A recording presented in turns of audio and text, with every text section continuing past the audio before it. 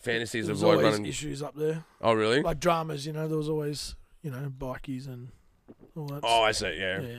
Yeah, especially old school Penrith as well. I don't know what they got up there now. I think there's actually still maybe like some sort of cocktail bar or something up there, maybe. Yeah, I've always wanted to do a show, some sort. Yeah, when I was in a band years ago, I always wanted to do a show there. But obviously never got to do it. Yeah. But that would have been cool. There's some really cool venues out west, man. I don't think that the west gets enough coverage, Like, it's all inner west and it's all inner city, And don't get me wrong, it's great to play those venues and service those crowds and service those audiences, But, it's just, it's really... Sorry, I lost my train of thought there, man. Sorry, bro. Yeah. Far out. That's where you hit me a bit We haven't harder. started, though. We haven't started, man. We're just rolling start, bro. Rolling start. It's a rolling start, bro. Yeah, bring the mic down. There we go. We're almost there. Better? Yeah. All right. I think we're almost ready to go. What do you reckon? Ready Think when we you can are. do it? Ready to go, mate? Always ready to go. And welcome to the Pagey Train. Tonight in the studio, I have with me Jacob, Dillon, Izzy. Mate, how are you going? Welcome to the show. Awesome. That's I think that's the first time I've been introed as Jacob Dillon. Yeah. Izzy, yeah. Yeah. But I'll dig it. Yeah. Am I right? Yeah. Oh, it's part. Yeah, it's who I am. Partly, It's who I am. right? Oh shit. We can get into that, but yeah, it is who I am. That's my yeah. first name and middle name and my stage name. Yeah. Okay. Yeah. Okay. Yeah. I know you online as Jacob Yeah, Dillon. yeah. Yeah. It used to be just Jake Izzy, and then I changed it to Jacob Dillon Yeah, that's right. to give a little bit of an ode to my mum. She gave me that name, so I put. Yeah. Because I always felt Jacob's just very formal. Yeah. Okay. Because a lot of people know me as Jake or Izzy. Yeah, that's right. Anyway. Yeah, I remember when formalities out of the way. Yeah, I remember when I first met you. It was Jake. No, it was Izzy. Then I was talking to you, Jake. Now I call you Jacob. You've upgraded. I've upgraded. I know. I get straight. I get Ross. I get Roscoe. I get Pagey. Yep.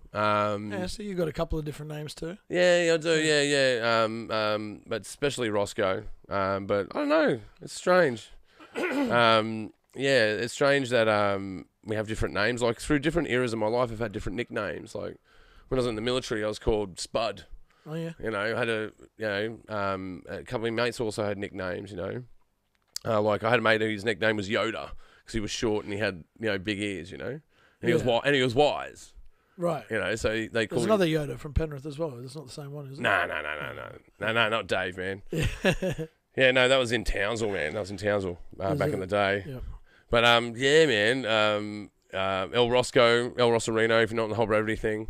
It's strange that the names that we hold and the names that change through our life, Mm-hmm. Like when I was younger, getting called Pagey, that was what my father got called. Yeah, right. And so that felt weird. But in my later life, that doesn't feel weird. No. Yeah, I know. We're getting deep here on the Pagey train. Deep too early. Deep too early. We're talking about etymology of our names and getting there. But man, so you've been rapping. How long have you been rapping for? Jeez. I've been saying 25 years, but let's do the actual maths of where it's at. I started in 99. So, 25 years. Okay. Yeah. So first time on stage in 99 or started practicing? First time on stage, first time recording, I think, and first time performing. Yeah, okay. Maybe the recording wasn't proper, it was like recording on tape and that, like ourselves. First proper recording was 17. Yeah, okay. Yeah. And that was at a mad studio, it was at Studio 301. Okay. There's a cool little story in that as well, is that I always tell people, like, when I went to do that, I sucked, let's be honest. But I couldn't even get my verse out. Like, whatever it was, whether I was anxious, plus just didn't have the delivery right. So here I am in, like, one of the best studios in Sydney, and I never even got to lay that verse properly down, but I was in that studio. So it never properly happened, or that track, anyway. So, but going forward, many, many years later, I'm back in that same place, and I was there for a mate's like a album launch or release party an EP and I was paid to be on that album on the track, and I was like, So, you know, full Full circle. And even, you know, sometimes, you know, when you're not up to scratch, it's not a sign to give up. You know what I mean? You got to keep. Absolutely. And if I'd given up based on where I was at then, well, I never would have seen. Yeah, you done the things that I've done now. You know. Yeah, you definitely got to sort of like go beyond, you know, facing your fears, but riding them, right? Yeah. You know, you got to go to a point where, especially doing performance, you know, because you're putting it out there, especially writing your own work, performing your own work. You know, it's a mad journey. Like my experience in doing vocals in, you know, metal bands, man, it was a mad journey as a young man and as an older man as well. You know, like the last EP that I was part of, you know, that was all, you know, PTSD from, you know, my military service that went into that album, man. And that was a heavy metal album, man. And I went through. If you follow the lyrics, it's a story all the way through the whole album, not just the EP. Yeah, so the EP is just a section of the entire story, if that makes sense. So when I performed the show, it was from woe to go of what I articulated in lyrics and how that came about. You know, like that wasn't the plan. I didn't plan to write that because that worked organically with the band. Because you work with it just came out. Because you work with other musicians, right? So they're doing their thing. So you're working with them, you know. So everyone has their part in it, you know, and that was my part in it. And then that really came through. And it was really, you know, with my my old man, like he never really got why I did music, you know. Never really got why in these heavy metal bands, son. Why are you hanging out with these dilettantes, you know? What, you know, the riff-raff. You know, why? There's a lot that don't understand today. Yeah, but you got to think about the cultural space in there and the journey that you can go on, man. The journey was so valuable. Like for me, like going into like festivals and, you know, doing production, everything I learned from music definitely superimposed into that space. Yeah, because you got to organise shows, and that's a business entrepreneurial pursuit. Is to organise a show. You have to negotiate with the venue. You've got to get other people on your bill. You've got to negotiate with them. Do your promo for it. Get your audience there. Get the other artists to get their audiences there. Yeah. You haven't even got to the show yet. Yeah. You know? And then now, you know, now you're living in a time where you got to do all the marketing. Yeah. You know, and do all these things that there's a lot of artists naturally that's not their expertise or not, or just not something that they're into or dig, you know. Yeah, you got to go into fields that you may not be comfortable doing. Like I never thought I'd be designing posters when I started a band. I know that sounds weird. Like of course you would be, right? It makes sense. But when I started a band, I didn't think about that. And then all of a sudden I'm trying to do tutorials on Photoshop of how to build a fucking, you know, a poster, you know. Yeah. And I've got them on my wall. I've got some of the old band ones on the wall, man. So when you get a chance, before we leave, man, have a look at a few of them. Some are pretty kitsch, man. They're pretty bad. That's cool, though, to have them on the wall, you know. It's there as a reminder of that journey. Yeah, so when you start out, like you say, you know, it's a bit rough around the edges when you start. You know, you're not coming out as a full pro singer or full pro performer. You're not going to do that straight away. You got to learn the ropes, man. You know. Exactly, and that brings to this day and age, and especially even I think after COVID, we've had a lot of, especially in the hip hop culture, we've had a lot of younger MCs who've come through. Maybe not MCs yet, but rappers. Because I mean, the difference for me between a rapper and an MC is an MC is he's an all rounder. You know what I mean? And so a rapper, and well, not even necessarily producer, but a rapper, you know, gets up, raps their lyrics, performs. That's a rapper, you know. But an MC knows how to, you know, host and move the crowd and and control the situation. You know. You're talking about presence. And that's the difference. And I would even add to that. I think like a full legit MC can freestyle as well, because then you're ready to go in all seasons. Yeah, man, I've seen you freestyle, man. I was really inspired by it, man. I was like, because you were pulling from the crowd, like, you know, give me a word, give me a topic, and then you just like mix it all together, and it just come together mathematically, and it was beautiful, man. Like it just was lyrical, and it fit together, man. Well, especially gigs like that, it works even better, you know, because that's the sort of stuff that pulls them in and makes them a part of Yeah. the situation, you know. Well, do you have templates for that sort of thing, or is it totally just freestyle? Sometimes. Yeah. So it's different from time to time. I guess it depends on how I'm feeling and like how it ties in. Like I'm good to go at any time. But if I'm not in the mood or not feeling it or whatever, you know, then it's you can pull up a template. There you go. I know these spaces. Yeah. But obviously, if I'm, you know, moved to do something in the moment, then it, you know, we go next level. But But it's like it's like when you're building words, you're collecting and building a word bank. Yeah. And so like ammunition. So I've just always got words that I know that I can like Tetris scramble them and move them and use them anyway. So I told someone else, I said that part becomes easy, but the part that becomes hard is, so I'm rapping every week. Yeah. And there's MCs who are there every week. And so I can't be just resting on my laurels every week. So I've got to step my game up and try and find new ways to say things that I've already said or word things differently and you can't different metaphors. You can't lean into a template. You have to always be striving forward, cutting new ultimately, ground. Yeah. Which is fun, keeps you on the edge, and there is especially freestyling on a big stage. There's a vulnerability to it. You know, like you don't know what's going to happen, and like you get to a point where you can freestyle any time. And obviously, I'm my worst critic, so I'm going to judge whether it's good or not. But to the average listener, they'll probably always think it's good because I've you know, automatic, you know. Well, it's good. It definitely from like you speak from an MC perspective. It definitely gets people involved because you're talking to the crowd and then they're giving you topic, and then people are then seeing that transaction of information happen. You're then taking that information, and then putting it into music, you know. And it gets people going, man. They're like, wow, that's really cool. That's it. Yeah. I can tell. I relate in another way. I've never done that live, but when I'm in a jam room and a guitarist is working a new riff, and coming up with something. You're following the root notes and you're not necessarily like vibing off it. Like for me, like the lyrics is the last thing that gets tacked on. It's especially guttural vocals, man. It's all growls and screams, right? So you just fill it with growls and screams, and then you translate that into words. And the strange formation for me, especially in the last album we did, was that, like I said, that journey that I went through in the past.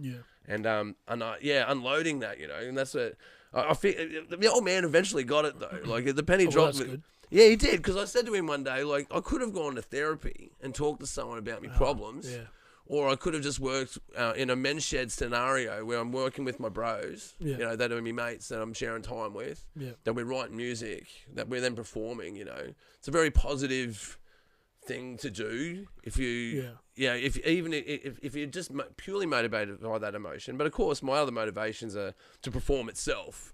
You know, like, it's totally, for me, selfish and selfless at the same time. Well, there's nothing like that feeling, is there? It's fucking mad, bro. You know? I love it. Yeah, stage is the best. Yeah. It is the best. It is a great feeling. Yeah. 6 or 60 or 600 people, I love it. I don't give a shit. Yeah, well, that's it. And that's the mentality to have, you know, to rock the crowd, whether there's, 5 or 5,000. Yeah, go all the way. Which is hard for a lot of people because, you know, it is... Obviously, you know, you're vibing off the energy, and if there's more energy given to you, you know, you're able to go further. But you know, a good performer can pull that energy when it's not being given. Yeah, because you got to work a stage, right? And have stage presence and explore the stage. That's one thing I liked about being being a front man, being up there. You know, but there's one venue that they had a cage like above a speaker. Because they had like a fold back that was in the roof. And it had a cage on it. I was just looking at it, and I was pretty drunk when I was on stage. So like, I was doing I think it was like a 1 a.m. fucking show in like Newtown or something, right? So it's pretty rough, right? It's like a basement show, and I ended up fucking swinging from the cage, swinging from this fucking cage, man, just going ballistic. People throwing beer at you, you know. And you look back at those memories, and you're like, fucking hell, man. That's crazy shit, man. And you're just wailing out there with a microphone, you know. If your kids want to check it out. It's on Alpha Degenerate. If you want to see me with long hair, acting like a rooster, swinging from the cage. Swinging from cages and shit at fucking, I think it was Venom Bar. I don't know, can't remember. One of those. Oh yeah. What's the wildest show that you have in memory? Like where you go, that show was fucking insane. Oh jeez. That's a good one. Trying to think now. I've had plenty of stories of, the things that have happened after the show and whatnot. Oh, we can get into that if you like. Yeah, man. I'm happy to get into that, as long as we don't incriminate anyone. I don't want to get too much trouble. Oh, funny. Yeah. Yeah, no, but like one that you walked away and you were like, man, that was a buzz. Oh, man. So I've done ones that are small that you go, they're mad. Ones that are big, that you go, oh, that was pretty cool. Like they have their different nuances for me, but there's been ones that, like I've had some terrible shows, and I've had some really good shows. Yeah. Yeah, same. I guess some of the bigger shows that have been super exciting. Yeah. Obviously opening for international acts. That's mad. That's always a mad buzz. Yeah. Even the one here in Penrith was a pretty cool night doing opening for Dog Pound at the block above Tattersalls. Yeah. Yeah, that was a good one. Oh, yeah. that was a hectic story that happened after that as well. I'm hearing some debauchery in the background. Like let's not go. No. Yeah, don't go too crazy. Someone almost ODing after the show. Yeah, it's like my mic just had it like. Yeah, your stand has just swung out. Yeah, man. Just died on you. There you go, buddy. You better. There you go. There's a go. There we go. Yeah, back to normal. You're back. Yeah. No big shows or no fun shows, man. Yeah. I guess some mad highlights would be opening for KRS-One was one of them. Oh yeah. And KRS-One is like ultimate MCs from New York. Yeah. Dude by the name of Seven from Sacramento, Cali. Put him on a show, and also actually both shows opened for him. Yeah. So that was, and he was like my favorite artist. Yeah. So, and then he asked me the next day after one of the gigs, in the block on Redford. Yeah. And he calls me on my mate's phone the next day and wanted to collab with us. And so that was amazing. Yeah. After that. Yeah, that sounds pretty cool. Yeah. Yeah. Doing openings how like. Been. What? Got electrocuted like 3 times from a microphone. Well, I've only ever heard of that happening to people while performing, and then when it actually that's actually happening to you. It was in Malaysia. Yeah. Oh, dude. Yeah. You have to blame Malaysia. Yeah. Anyway, and well, tell us about the Malaysian show, man. That sounds fucking awesome. Well, the way the speaker was set up, it was weird as the speaker was like at the end there was a cord attached to another cord going all the way down to the back. Anyway, and that mic cord I got like by the mic I got electrocuted like 3 times, dude, or that's more, fucking crazy, and even on the lip. And then so I had to hold it with a beanie. Oh, so it fucking zapped you on the fucking mouth. Yeah, it got me on the lip. Fucking dude. So yeah, that's fucking crazy. And so I ended up holding the microphone with the beanie, so that way I wouldn't get zapped. Jeez, man. Show goes on, bro. Yeah, man, it must. Yeah, but I'd be less MCs would have bailed. I'd be forever like paranoid of like static charge on mics forever. Like you get like shit, man. And it's bad because you're trying to rap, and then boom, you're getting you're getting fucking arced on. Yeah. Fuck, bro. Jesus. Yeah, no, that's pretty cool. Yeah. There you go. There's I might think of some more along the way, but there's plenty. Well, you do stuff out in Redfern, right? Like, so you're doing shows out there? Well, so every Thursday night I run a hip hop night there called Rock the Block. Rock the Block. A bar there, a hip hop bar called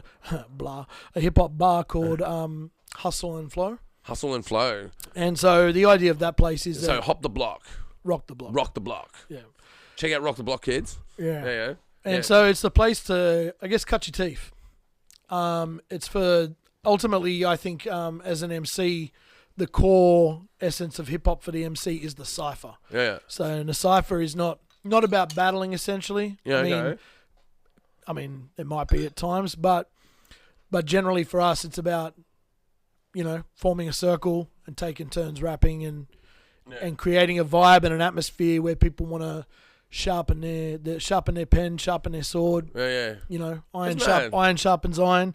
And so, yeah, to build a community where people feel comfortable to get on the mic, but also get your bars up, step your game up. Yeah. Put yourself in And so put yourself under a bit of pressure. Throw yourself in the deep end. And then, put yourself amongst like-minded people doing so.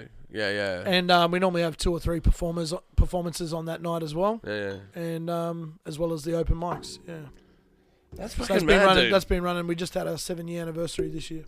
Oh man, yeah, dude. I must say, like, I call it like sort of a scenario of replenishing the ranks, right? Mm-hmm. So, you know, it is about community. If you're not connected to the community, how are you going to find platforms for artists to find avenues to art? Yeah. You know, you got to provide community because that provides the network and the association, right? It puts people together. It puts artists together because it's all collaboration. You need to collaborate. And you got to find like-minded people, and whatever that drive is, you know, like so even just setting up a show, just a simple thing of setting up a show. You got to go find like-minded people that are going to be driven to the same idea that you're driven to do to get a show out there, or a festival, or an event. You know, whatever the format is that you're up to, is to get people's attention. And the keyword, longevity. I always speak on that. You know, I say I've seen so many come and go, and you know, if whatever your prerogative, if it's time to dip out, cool. But I think a lot of people dip out of music in general because they didn't meet the idea of success that they had in their head. Identity crisis, bruh. Identity crisis. Whereas, I mean, I guess it depends how you measure success. And there was a band in years ago called Winnie Cooper's, and they had a song. I guess it depends how you measure success. And you know, for me, I try my best to keep a mentality of if I get to rock a mic and record tracks, I'm doing it. Yeah. Anything else is a bonus. Yeah. See, and then if I keep that mentality, then I'm in the bonus. You know what I mean? Yeah, you mentioned there like the producing side of it, because there's the performance side of like being a musician, right? Then you got the producing. Like I get the buzz on both, right? Being in a studio doing work is also the best. You know, like recording is mad. Recording is mad. I love recording. Love recording. Love getting it. Love putting it down. Yeah. You know, because it's never finished, right? Like whatever you do is never fucking finished, man. Well, that's the learning when to let go and say it's abandoned, right? It's good. Yeah, you got to abandon the idea. You go, the idea is made now. Yeah. Yeah, you got. It's never finished because you could always just tweak it. And that's it. I've got mates I know like that. There's some that don't tweak it enough and just put it out too soon, premature. And then there's those who it never sees the light of day. I had this one mate, so talented. I remember walking past his studio, pop in, he'd show me what he was working on. I'm like, bro, it's dope, it's mad. Yeah. I come back like the next week or the week after, and the whole album's changed. all them songs, they're like scrapped, you know. Yeah. You know, and generally we're all our worst critic when it comes to this stuff, overthinking and whatnot. I'm a big proponent for like publishing. Yeah. Fucking publish it, man. Make the art, get it out there. Yeah. Promote the fucking thing. We worked on it. Yeah. Promote it. And sometimes you run into people that lag in that. Like, come on, we've made this thing. Promote the fucking thing. On to the next. Yeah. Promote it and then perform it and then work the next one. Yeah. Yeah, totally. And running the production line. Like, I remember, like there's albums that we've abandoned. You know? It's a mad feeling to know that you've abandoned an album. Yeah. Because you go, nah, let's just do a new set. This is abandon that set. Yep, Let's just we won't record that ever again. This new set, you know, and to abandon that and then just start again while in the same band, you know, because like holding a position as a musician takes a lot of work. Yeah, you know, it's a lifestyle. You know, you can't just wander into it. It's a part of you. Yeah, and you know, walking into those spaces, and being able to write, being able to express is, it's quite formidable. And you start out shit. You always start out shit. But, like, if you work your work, you'll get better, right? You'll always get better. Dedication. But people turn away.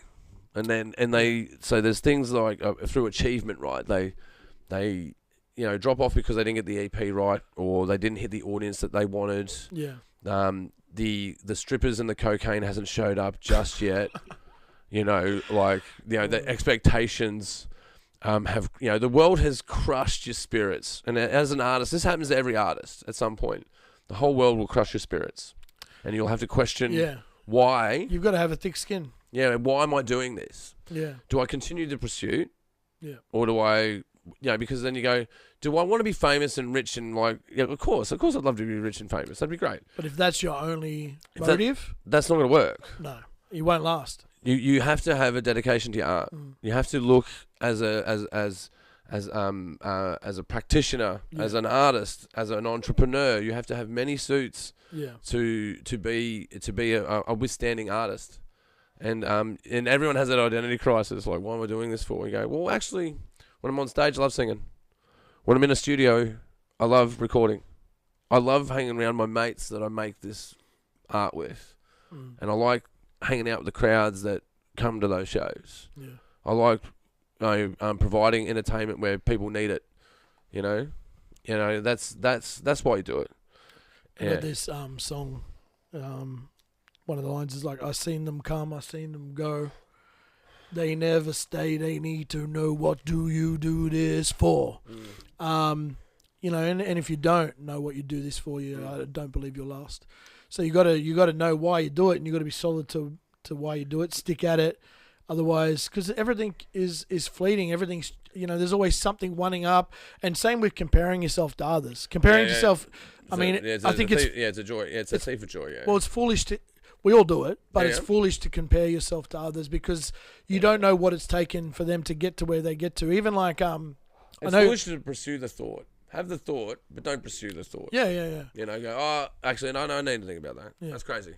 Because even, I'm sure, most of us are like the rest of us, myself, I'm like, you might look at someone similar to your age and their body of work, whatever. And like, and even for myself, I've felt at times like even recently, I just got back in the booth recording recently, and I feel like I got my second win back, which I'm looking forward to this new season. Second wins are mad. Yeah, they really are, Yeah. and especially when you, as an artist, when you get dimmed. And I know what you're talking about. I really dig what you're saying. Like, there's moments where you can get dimmed, where you're like, oh man, I'm really crushed by this. There's been a lot of work, and you can have one day, one event, one moment can literally relight the entire universe that you thought about art to begin with. But I'll tell you, and that's that second wind. That's that moment where you go, that's why I fucking do this. In the last year or two, there were times, bro, I had some decent collabs I got hit up with, and I wanted to do it.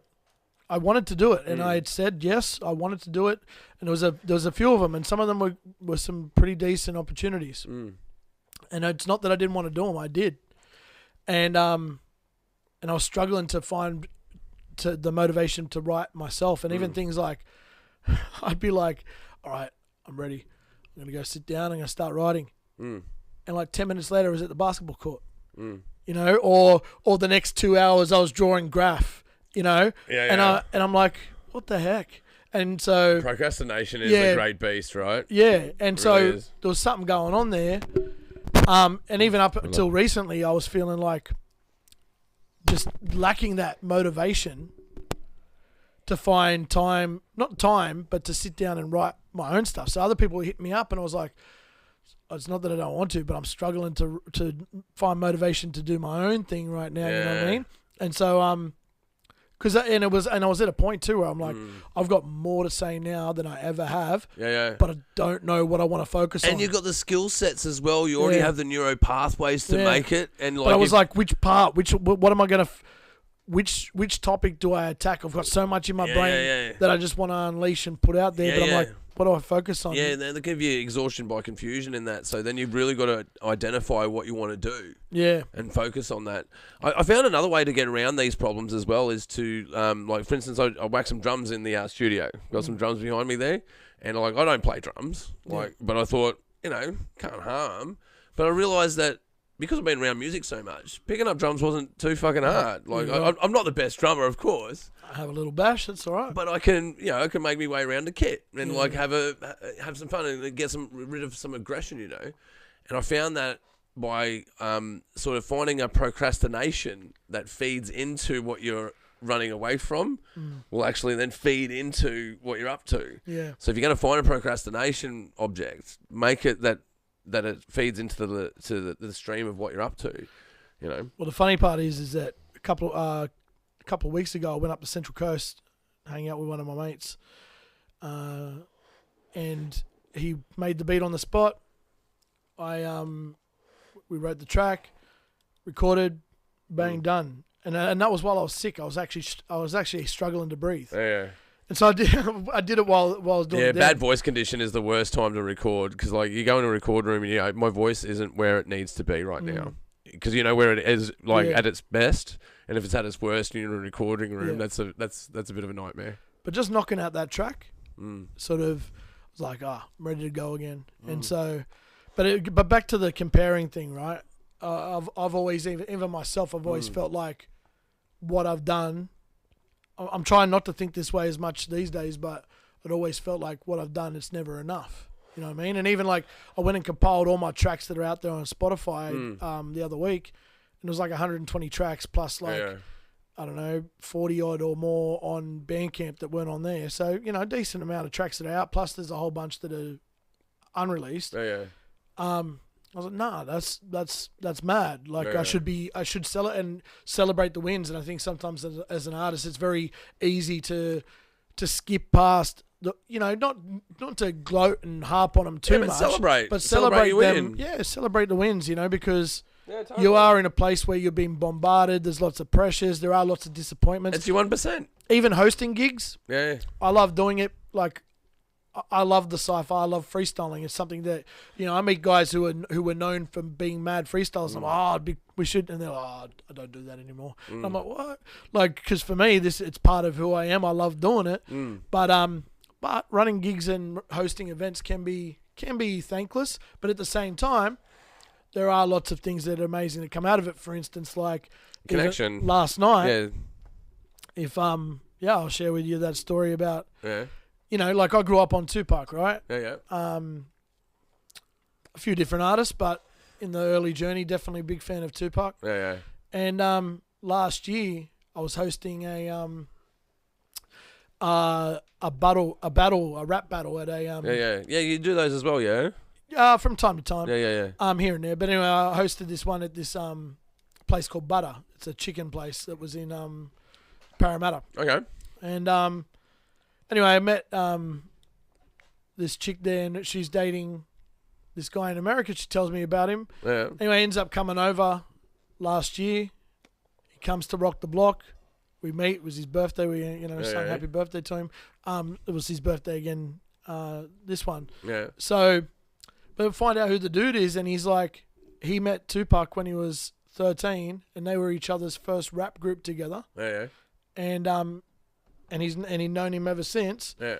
And even one thing he said to me, like, it's not about needing that validation, but when he left that night, he's like, he smiled at me. He's like, I'm a fan. Yeah. And I was like, how mad's that? Like, it's good to get a nod how like close that, are you gonna? How much closer to a dude like Tupac am I gonna get than a dude who was like, his best friend? So shout outs to Mouse Man. Yeah. Big shout out to Mouse. Yeah. So that's pretty cool. And bro, heaps of little stories like that of people that I've met, who I now consider friends, that are people that I looked up to. Yeah. So.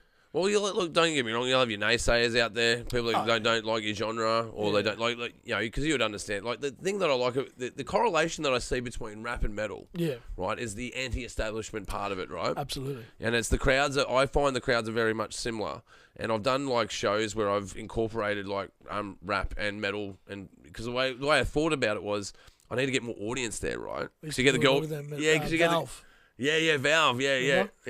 That's man. Tempe, yeah. We used to have the metal versus hip hop nights and man. Like Yeah, I've done those shows, man. Yeah, maybe we're playing the same show. Yeah. Well, big shout out to Greg, actually. Yeah. Massive shout out to Greg. Because then I ran a gig for ages when they Valve moved to Agincourt. Yeah, Agincourt, yeah. And I ran for I think it was at least 2 years. It was called Vent at Valve. So yeah, shout out to Greg. Yeah, big shout out to Greg, man. Like, yeah, he was a trooper, bro. Yeah, Like, mad dude. It came over from NZ. Yeah. And like, brought the Valve with him, and like set up a bar that didn't have pokies. Like, and you think about that as a bar in New South Wales, that's like suicide. Yeah. No pokies. But then, he managed to negotiate that venue at the Agincourt, which was the downstairs part. Played there many times as well, actually, for Greg. I think we did. I think the weekend they moved there. Don't quote me, but I think the weekend that they moved there, we had our album launch. Yeah, okay. Yeah. Yeah, I played. The weekend, within the month that they moved there, I played there. Yeah, that's what I mean. We had our album launch there. Yeah. Man, it was a mad venue. It used to be actually that was the Venom Bar. Yeah, that was the Venom Bar. That's the one that has the cage on it.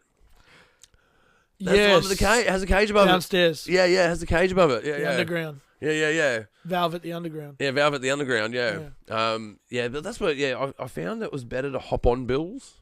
Like, don't be the headliner. That's what I learned. Don't be a headliner. Everyone wants to be a headliner, and you get into the shows, you're like, I want to be a headliner. You're like, it's not work being a headliner. Just hop on a bill. And then, the times that are somewhat, they're still there somewhat, but, where the headliner, everyone would be amped up and waiting for the headliner. Yeah. That's what you're there for. But then you get sometimes at some of these gigs where it's like, by the time you get to the headline, it's like they're all gone. See, I had a good strategy for this, man. So when we headlined, I played at 9:00. There's quite a few people that, or not quite a few, but there's some that do that. Yeah, they'll put themselves like somewhere in the middle. That's where they're all there at 9. Yeah. Because like all the arrivals that are later there. Smart to do it. The people that are arriving late will arrive while you're playing. Yeah. And you'll fill the room, right? So then you get your better photography, you get your better videography if you're filming it. Yeah. So we used to go on the bill and we would say to a band, hey, man, you can have the last slot. They go, you going to let us headline? I'm like, yeah, man, go for it, buddy. Fill your boots, bro. There's going to be no one there. Like reverse psychology. There's no one there, bro. There's going to be us packing our car and trying to wait for you to finish to get our back line. But, But that was the games you play. That was the games you play. But it was fun. It was fun. Like there's so many what would you call it? Sentimental. At the factory theatre, the factory floor. Yep. There's a loading dock out the back. Yep. Where there's a double door, fire door where you load in your gear, and there's a mirror on the wall. And it's this full length mirror. Yeah, right. There's all these band stickers that are on there. Like if you ever go, like if anyone's listening to this that plays there, go and look at this mirror, take a photograph of it, make sure you got a sticker of your performance or whatever, or your profile, and put it on that fucking mirror. Because that is like there's those moments where you walk past something like that. So I did a film job there, and I walked past that mirror. I was like, hey, I've got 2 stickers on there from 2 different bands, man. Yeah. You go. I remember we filled that fucking room and we fucking tore it up. That's where, spitting beer in the fucking air and fucking going fucking ballistic, Total Rooster. If you want to check it out, Mendoza. But it's not about me, mate. It's not about me.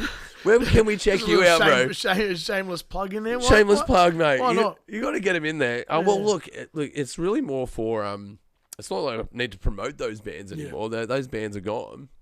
But, oh my God, man. Like I said, the journey of that. You learn how to do business acumen. You learn how to have the courage to perform on stage. Yeah. The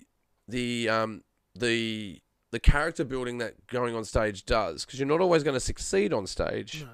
You're going to have failures on stage, and that's going to suck, and you're going to go through that. Yeah. But you're going to have victory on stage as well. That's right. And that's the contrast, and that's real character building. It really is. Like, serious heart attack. My best advice to any young person that wants to be an artist is go join a band or go and get involved in, DJing or go and do music, man. Yeah. Go and learn an instrument, whatever. Find your community. Yeah, find your community and find like-minded people. Surround yourself with those people.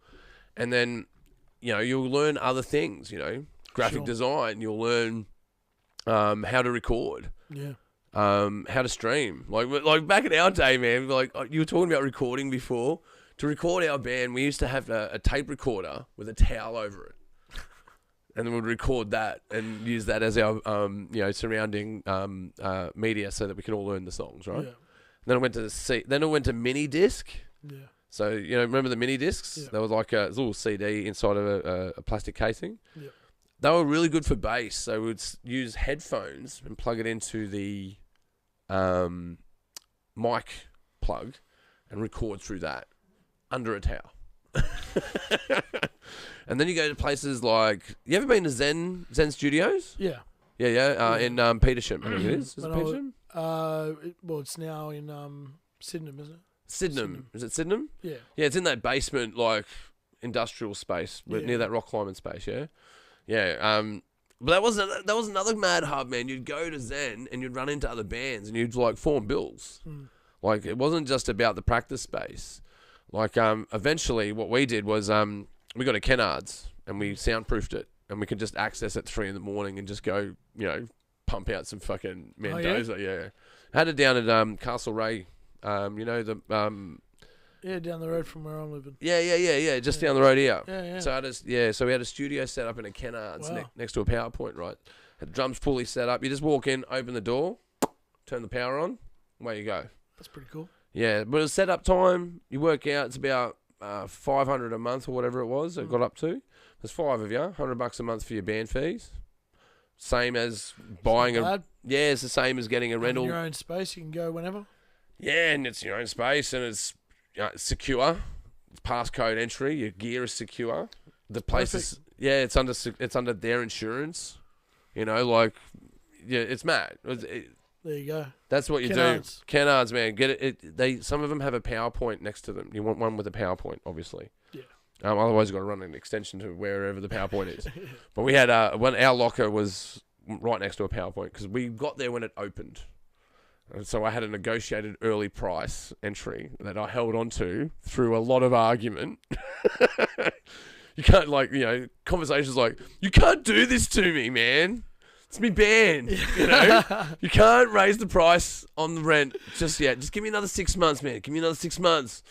And they're like, okay, you have another 6 months. I'm like, yeah, thanks, man. Thank you. So I'd have to always negotiate to keep that price down because if the price goes up, likelihood of a band member going, fuck this, I'm out of here, goes up, right?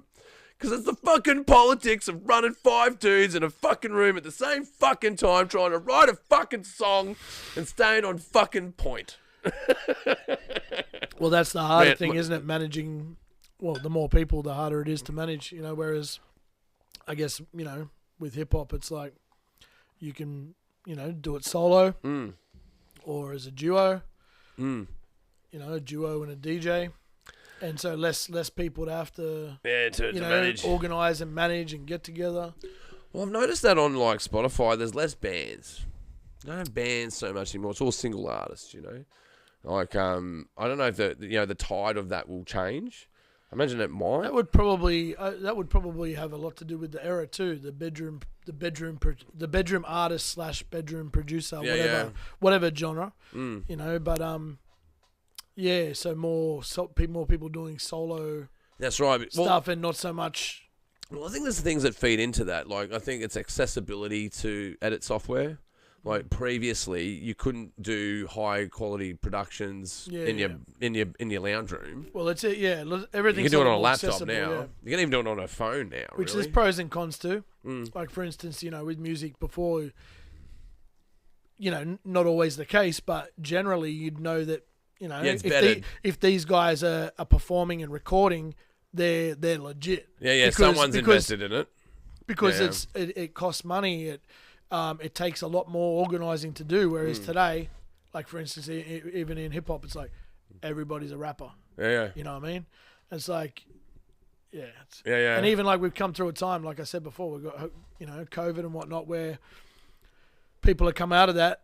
And they've done a few songs. They might have got a few plays online. They all of a sudden think they're the man. They come do a show. No one turns up because it's hard to get people into a fucking show, man. But they don't understand that. It's like that's a lot of work. Just because you have followers online doesn't necessarily translate to live.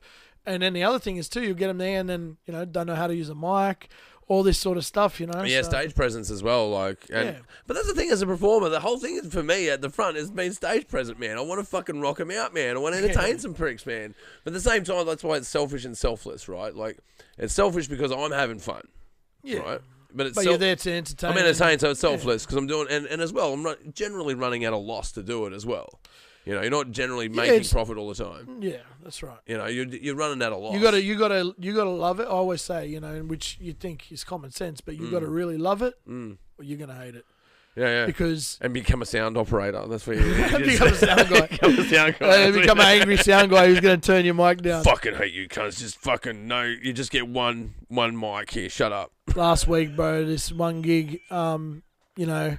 Big shout out to you, Rob. Somebody forgot a USB. It wasn't me, but like one of our... Anyway, I'm not going to throw anyone under the bus, but... Throw them under. No. Big shout out to who's been thrown under the bus right now. But we get, you know, so I get a backup idea to play my phone, to play beats off my phone. Yeah. But then the sound's not properly coming through. Like there's something wrong with the connection, so it's not properly coming through. Yeah, you're not getting full... Soundman's... The sound's awful. It's like the mics are distorted. And then we had to beatbox for our set, and it wasn't about us. We were opening for a mate, you know. So we were there to support. And I start beatboxing, and I start to get the right sound that I like. Yeah.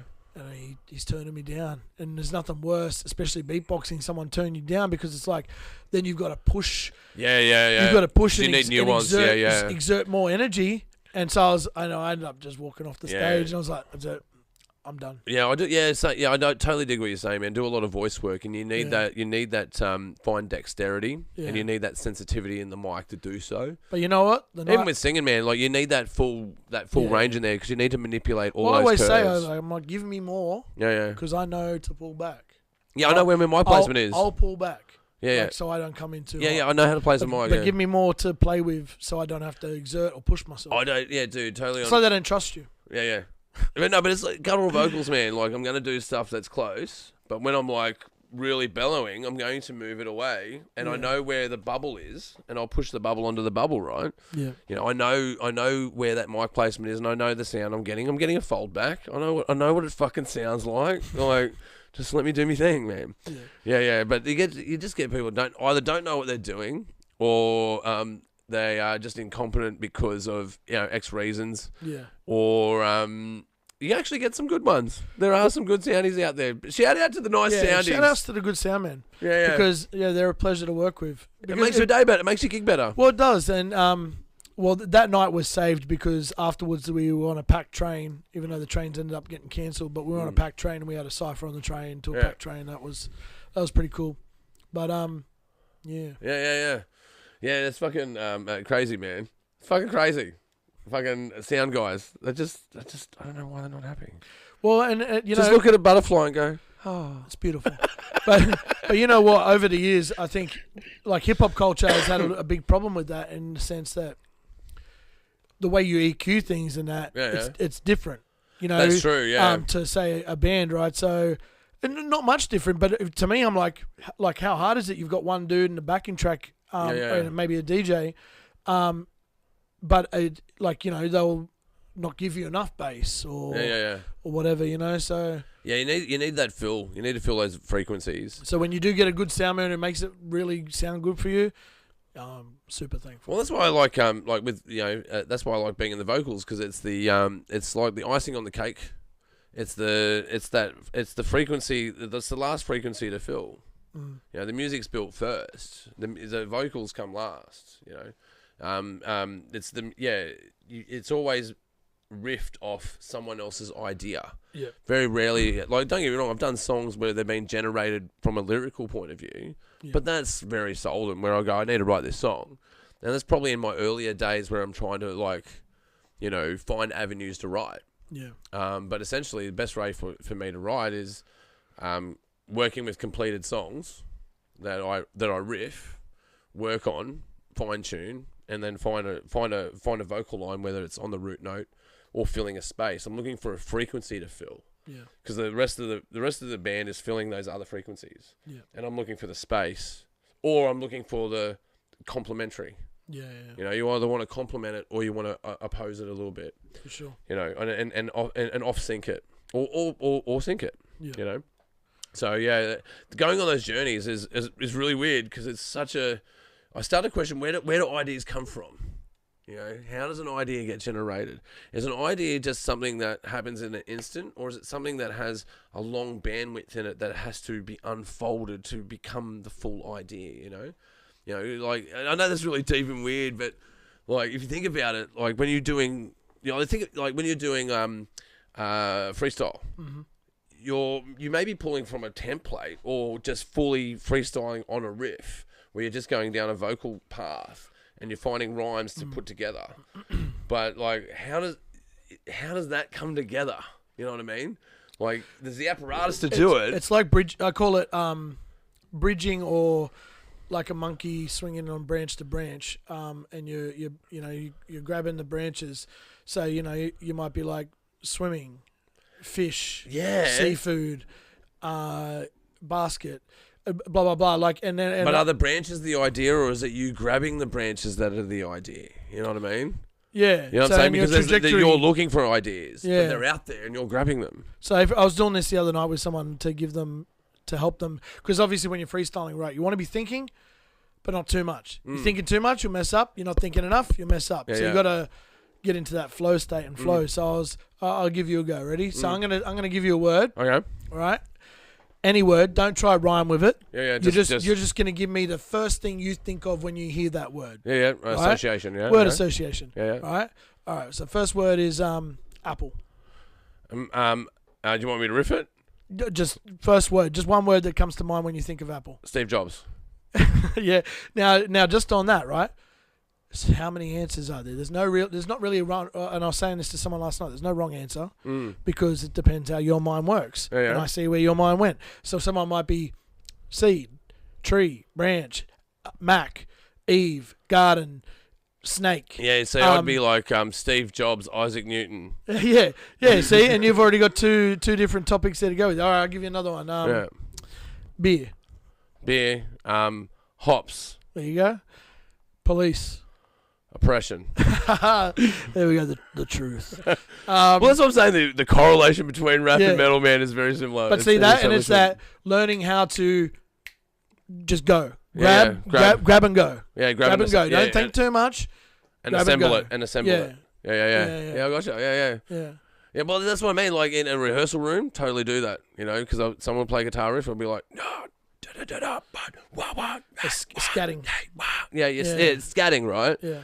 You talking about which is a good way, people in any music really to find. Oh, scatting is great. How your patterns. You know what? Like I even break it down for someone that may not do it a lot. If they've done karaoke, right? If someone's done karaoke, if you don't know the words, just muddy your way through it.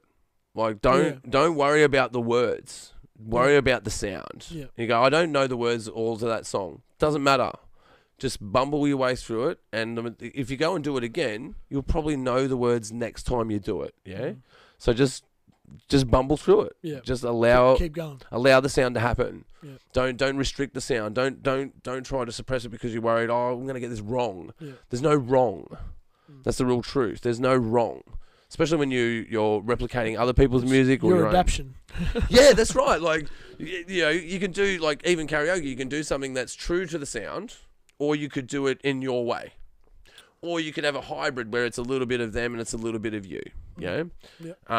And everyone does covers. Like, that's how you learn. Like, the first thing that you do is covers. Like, I was going to say, no, I don't. And then I did. Yeah, you would have known. I did at least one. You would have known, you would have done a song. It was Linkin Park. Yeah. And you would have known, and then you sort of get the structures out of that. You go, oh, that's how it's structured. And then you can start structuring it yourself. Yeah. So you have to learn a cover in order to know the structures. And an interesting one that I learned a few years back was, you know Hunter S. Thompson? Yeah. Yeah, the journalist, writer, Fear and Loathing, right? I heard an interview of him once that he talked about writing Hemingway, right? And people would say, why would you write Hemingway? It's copyrighted. You can't. Why would you waste your time typing out Hemingway? And his response was, well, I wanted to know what it felt like to have Hemingway in my hands. I go, that's fucking very insightful. If you think about that, because from an editor, when I do editing, you're sort of like on a keyboard and a mouse.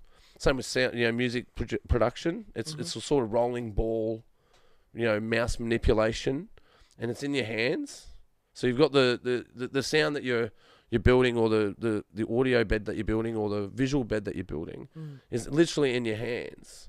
And so the story that you're telling is in your hands in a sign language kind of way. And I thought, that's a strange, profound thing, because when you're in flow state, right, you're not thinking about words, you're not thinking about cuts or edits or sounds. You're just doing it. You're just speaking a language. Like, you don't think about speaking English, you just speak it. You don't think about walking, you just walk. Yeah. You don't think about riffing, you just riff. Yeah. It's kind of like that. And the maddest thing is when you're in that moment, and when you shift, like for me, especially with freestyling, right? Yeah. When I'm in that moment and I feel myself shift gears. Yeah. And I'm like watching myself. Yeah. And I'm like, sometimes I've had times where there was only one other person. I'm like, did you hear that? Like, wow. Yeah. Yeah. Yeah. When you catch yourself. Yeah. Yeah. That's what I'll refer to that as in the way I think about that sort of thing. Is when you catch yourself. Yeah. Like I like for podcasts, for instance, I won't go back and watch a podcast. No, I don't watch them. But if I cut something for a client, I'll watch it over and over and over and over and over and over and over again to fine tweak it, right? What's your reasoning with your one? You won't watch it? It's not that I don't enjoy the sound of my own voice, because like I like singing. I'm an avid singer. I sing basically every week, multiple times. Yeah. I do voiceovers. I sell my voice for money, I actually would like to do voiceovers. Voiceovers are mad. Like they're very, they're musical. Like for instance, I did one because that's right. Because I did that for footage for you guys at Olympic Park when you were doing that show, pre-show stuff for, I can't remember what event it was. I can't remember. Someone. Oh, that was the football? It was for the Blues, yeah. Yeah, it was football. Yeah, it was football. State of Origin. That's right, because we went to the game afterwards. Yes, that's right. That was mad. That's mad. We got, yeah. The game wasn't that mad though. No, that was a terrible game. Terrible game. The other two games, thumbs up. Yeah. But the game that we went to, no. No good. I did some footage of you that night. It turned out really tops, right? So, I had to do the cut for the same client. I was like, I'll whack that in there. That's pretty cool. I throw some light here, right? Yeah. And then they in the brief they wanted me just to put words. I'm like, you got to say the words. You can't just put up words and not say them, because you got to fill the space. That's how an edit would work, right? Yeah. So was you doing the voiceover? Yeah, I did the voiceover. So I do my Paceway voiceover. Think of a race car driver announcer encouraging you to go to Oran Park. Okay? So it's like, come to Olympic Park 2 hours before, 1 hour after. All right? So it's these drawn out drones. But the other ones I sell is I'm not going to do my British one because it's really weird.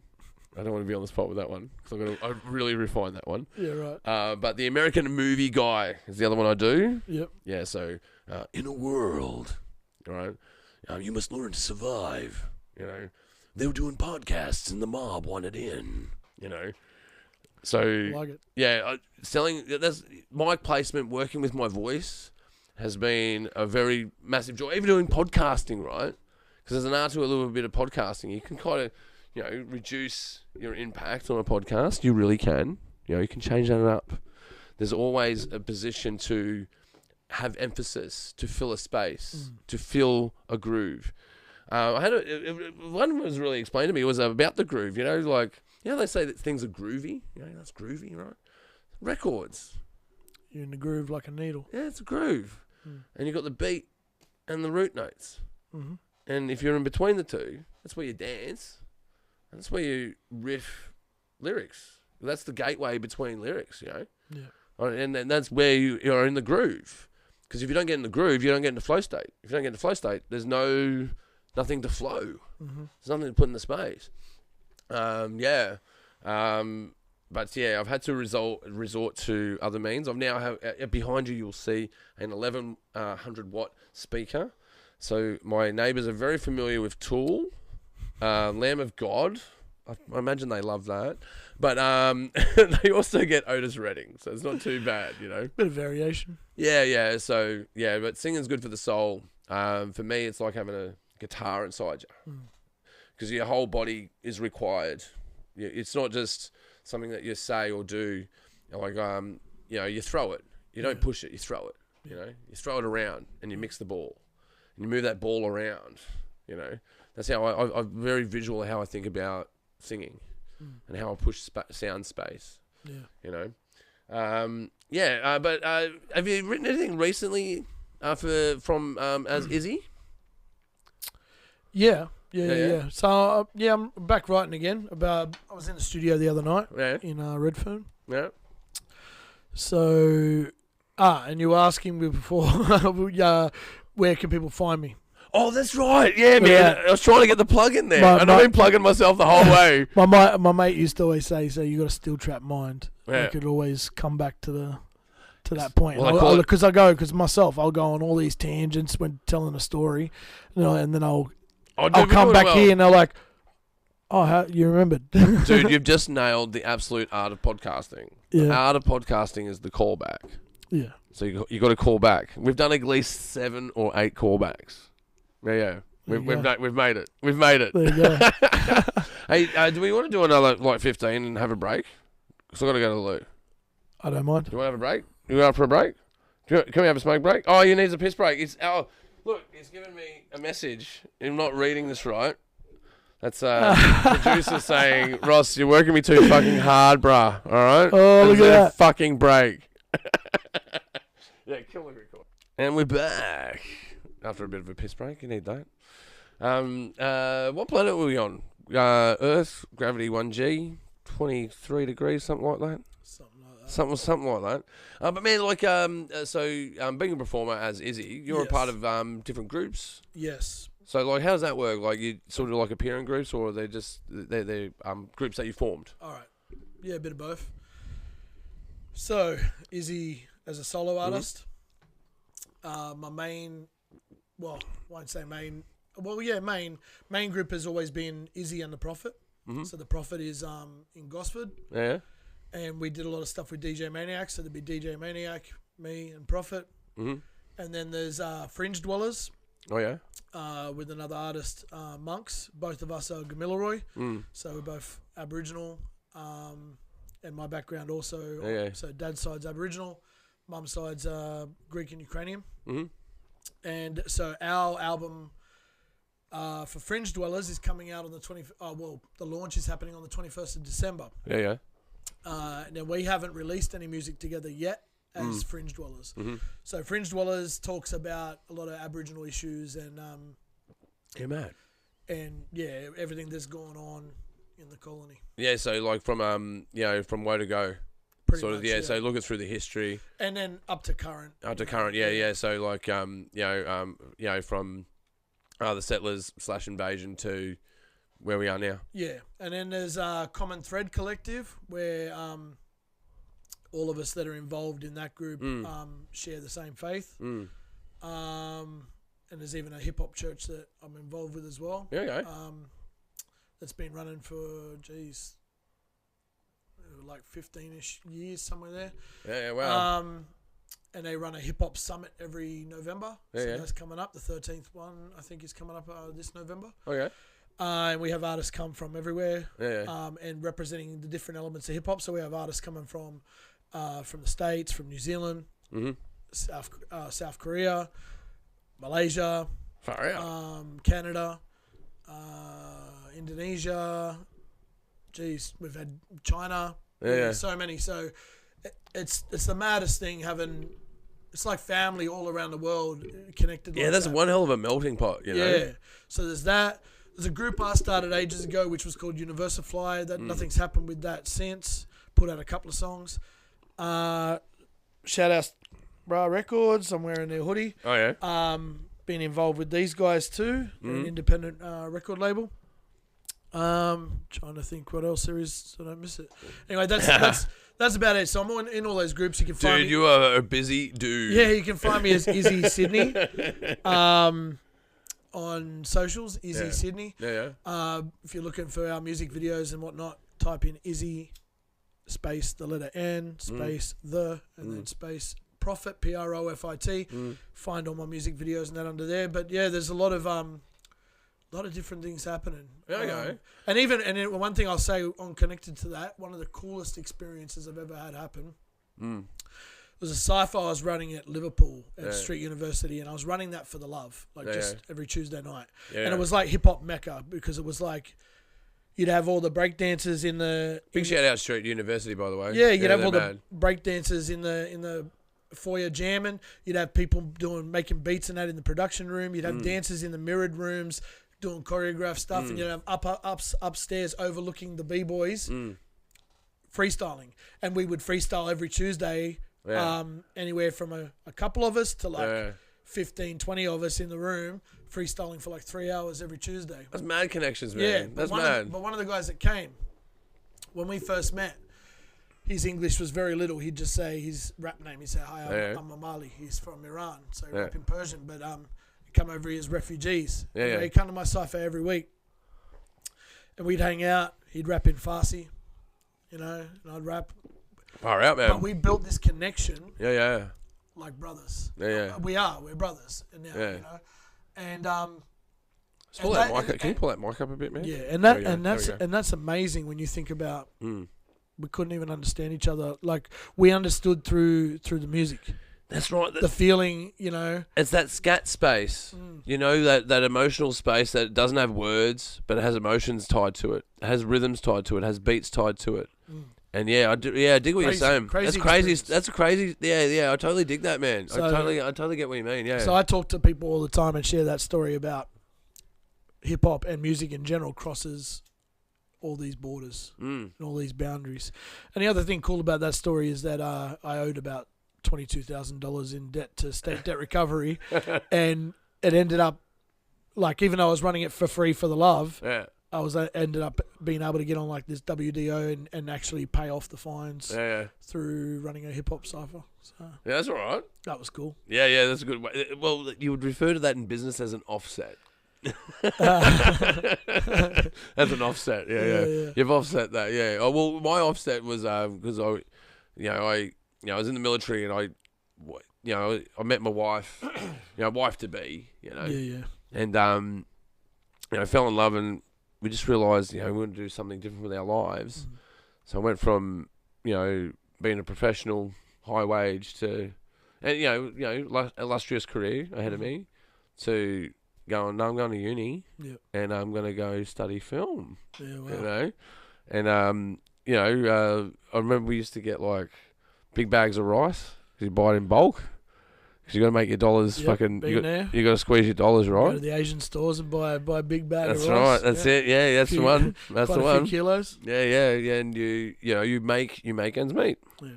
I realised my life didn't really change that much. Living on mee goreng. Yeah, mee goreng, mate. No, look, if you want good noodles, seriously heart attack, right?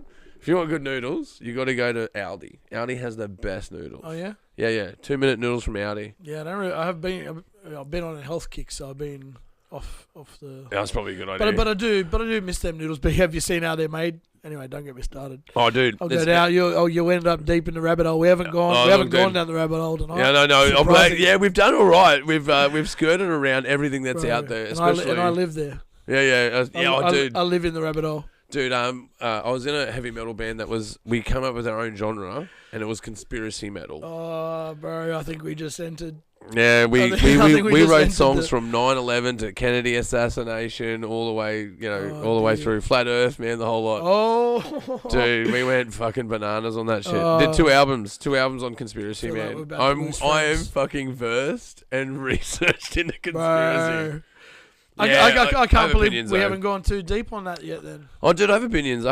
Like, I don't want to skirt too far into this, but I think my conspiracy is that conspiracy was made to be wacky.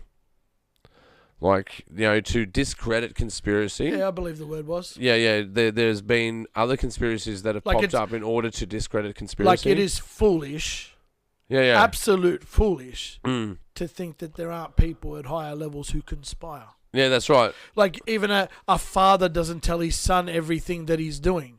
And the government is not your father. Yeah. They do not care about you. Yeah, that's right. They know, but they give us the news. Yeah, the news. Yeah, you've been told what to think, right? It's so nice that they would update us with everything. Just ask someone to, what's the word? Define conspiracy. If you ask a young person today to define conspiracy, your likely answer is going to be, well, it's to do with theories that are about,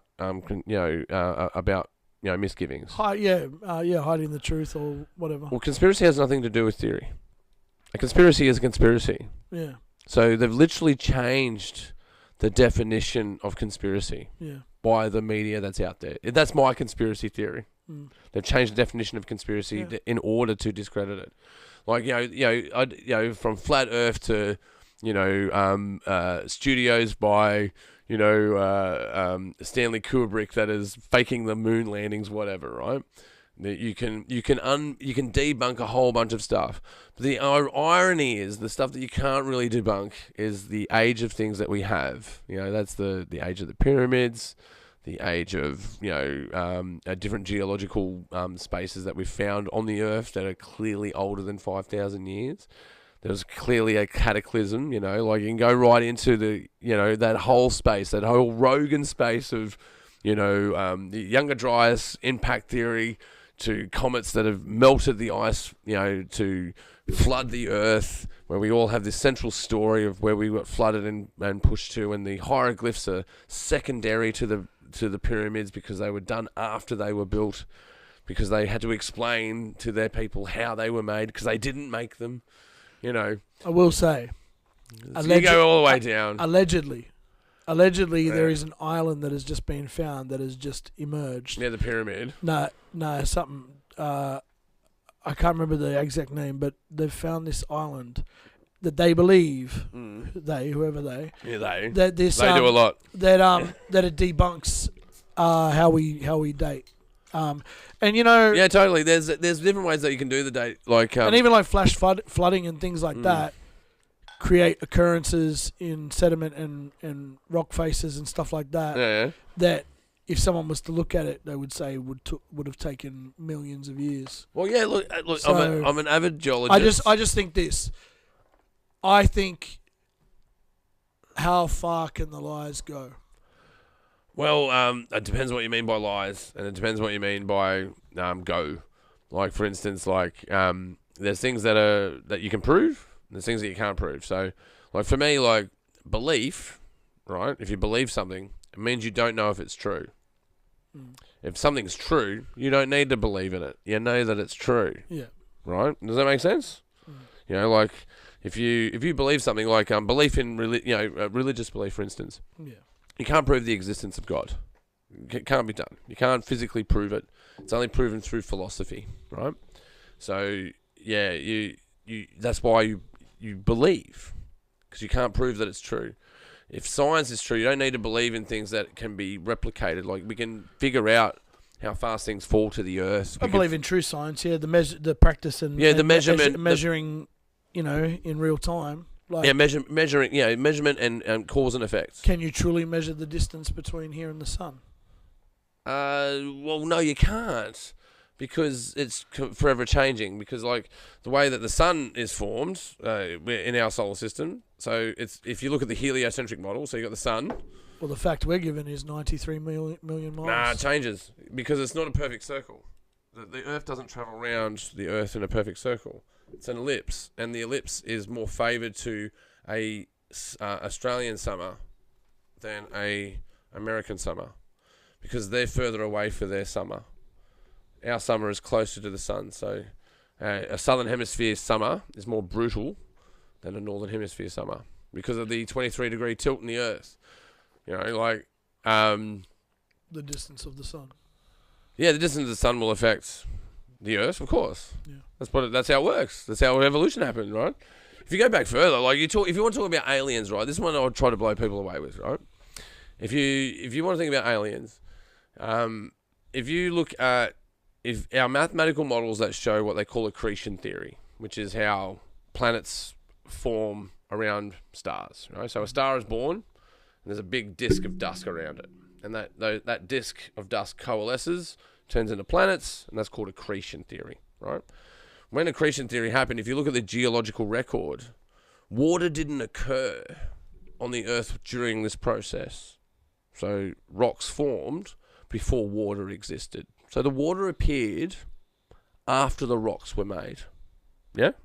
So you can geologically look at the evidence of that, right? That can be, that is identifiable in cosmological geology. But if things do change and chop and change, we weren't there to see that. Oh yeah, okay. So the rock cycle, if things are changing, the rock cycle does erase evidence. That's true, but there are points of the Earth where that has less commonality between others. So, for instance, if you looked at Hawaii, that's a forever changing landscape because of constant eruptions. If you go to somewhere like Broome, where it's that landscape was very similar to when the Earth had one continent as Pangea, because then you got continental drift. Continental drift moves planets around, not planets around, continents around. If you look in, how do we get? Why are we so deep in cosmology right now? We just turned into Neil deGrasse. Yeah. Oh, dude, I own 6 telescopes. Yeah. And they're not. You've seen them. They're insane. Did you see that box that was out? What do the stars look like? When I look at stars, they're round. Right. Yeah. When I look at planets, they're round. Right. Like I've looked at the weather on Jupiter through my telescope. Like I've seen it with my eyes. Like I've looked at it. I photographed it.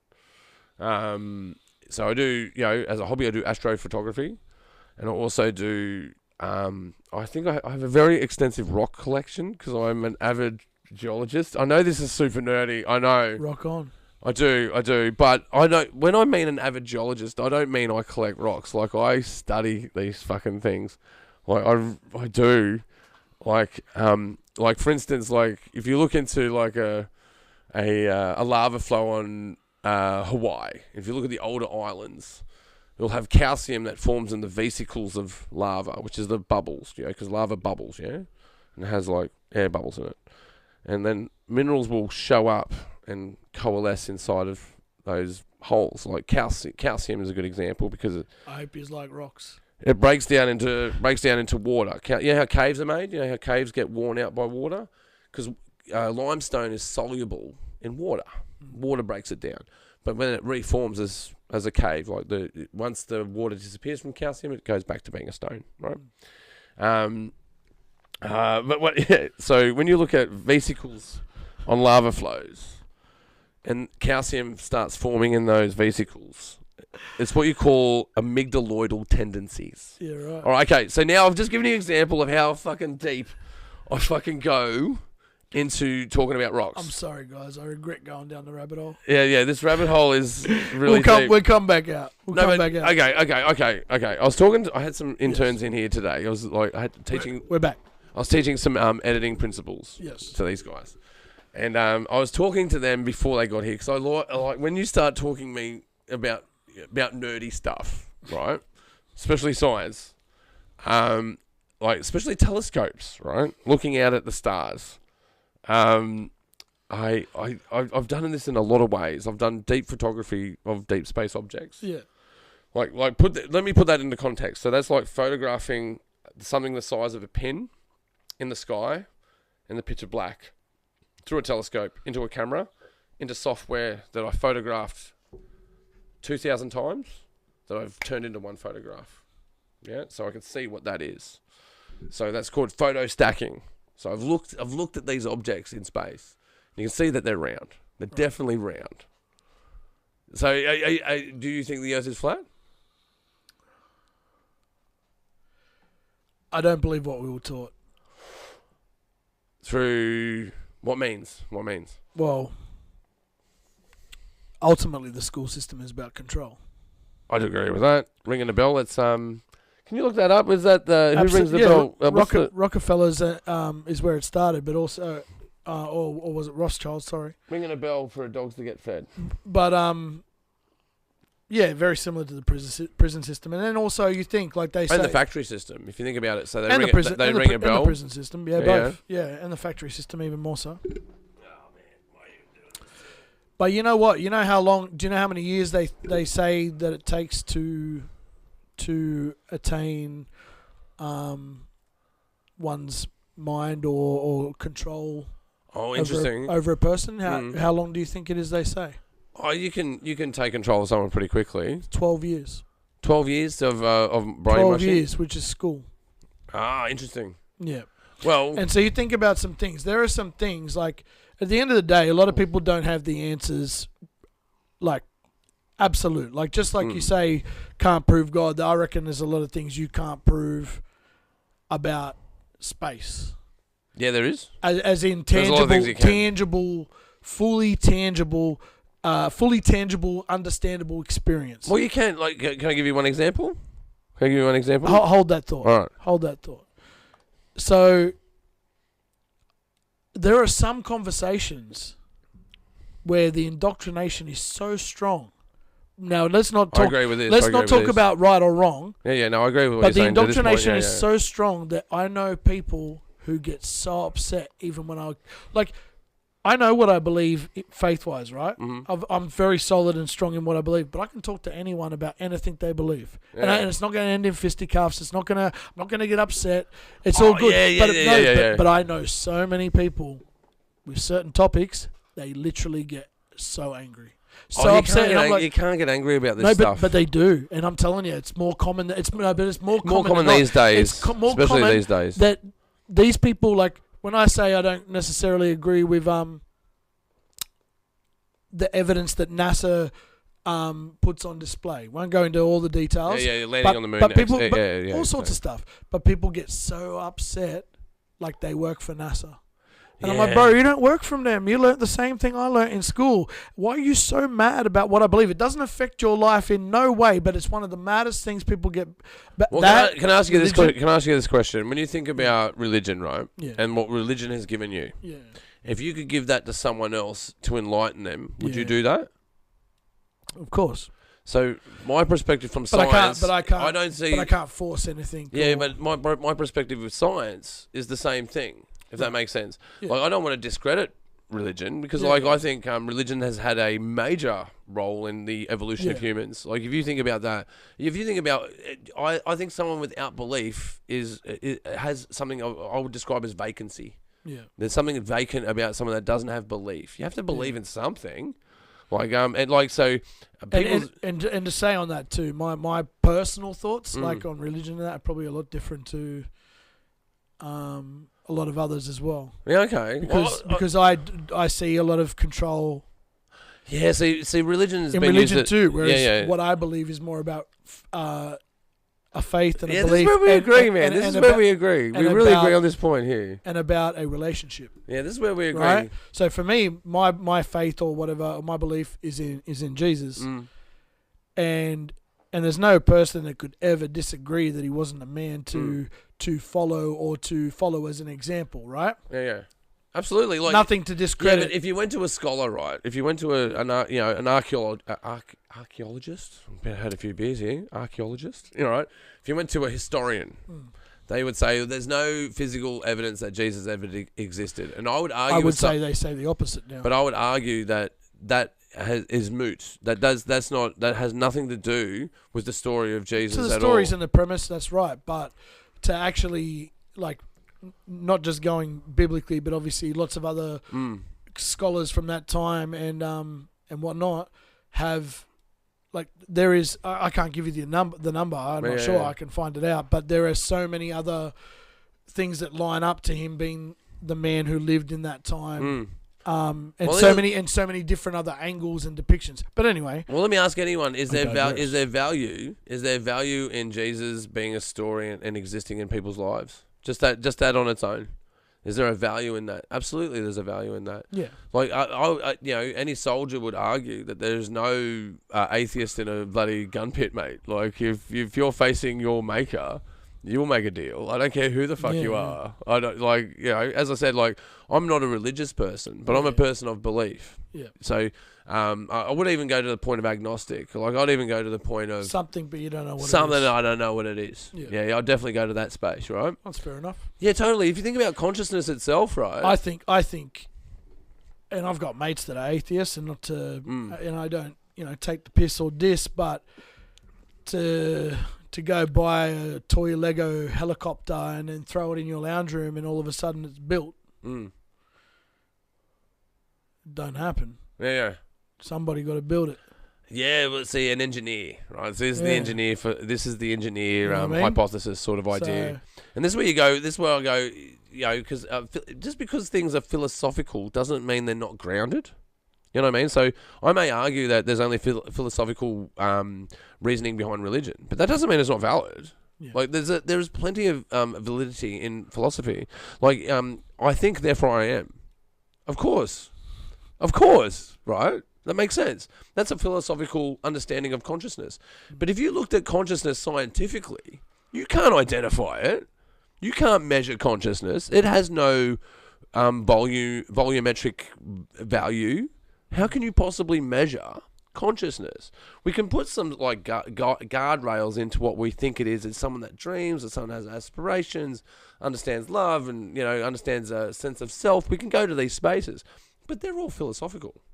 There's actually no scan, no ruler that you can apply to it. Something random. But it's real.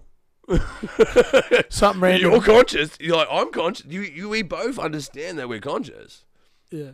Right? But I can't prove it to you. Yeah. I cannot prove that to you. So there's an assimilation. Yeah, that's right. And assimilation. But a simulation would just be what the maker made anyway, right? Essentially, yeah. Essentially, that's what it is. So if you looked at it from a scientific point of view, you're also looking at... Well, we're not this vehicle. Oh, yeah, what are we? We're a ghost riding a meat skeleton. Yeah, like you and I are inside this vehicle, this beat-up vehicle. Yeah, beat up now. I mean, we've got our years on us, that's for sure. Yeah, it's got some Ks on it. Yeah. But, it's not the years, it's the mileage, bro. So. But the North Star, Polaris, does it move? Interesting question. We move more than it.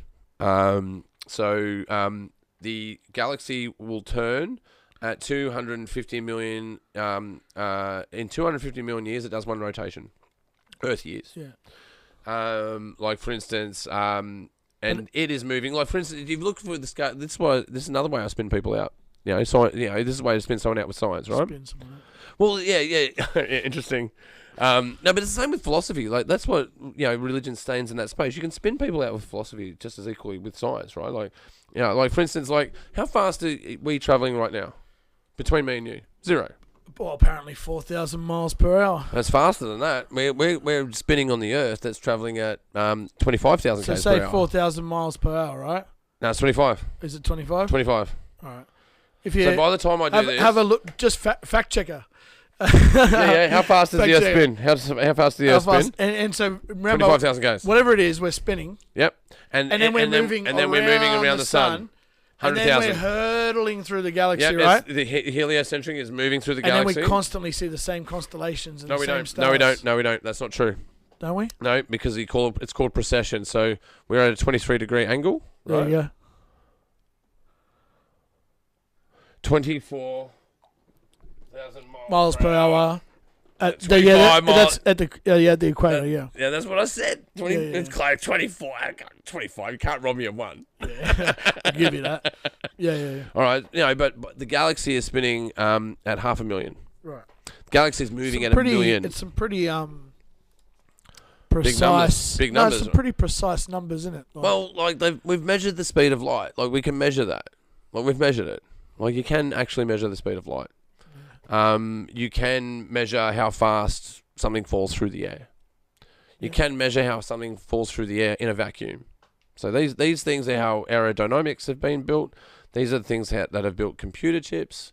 But what I would argue, on your side of the argument, because that's the part where I disagree with you, right? But the part where I agree with you, it's fine to disagree. That's the thing that more people need to understand. Oh, totally, man. Like, disagree and still be mates. Dude, we're gonna totally always chill and always hang out and work together for the next fucking 10 years, bro. We're gonna be fine, right?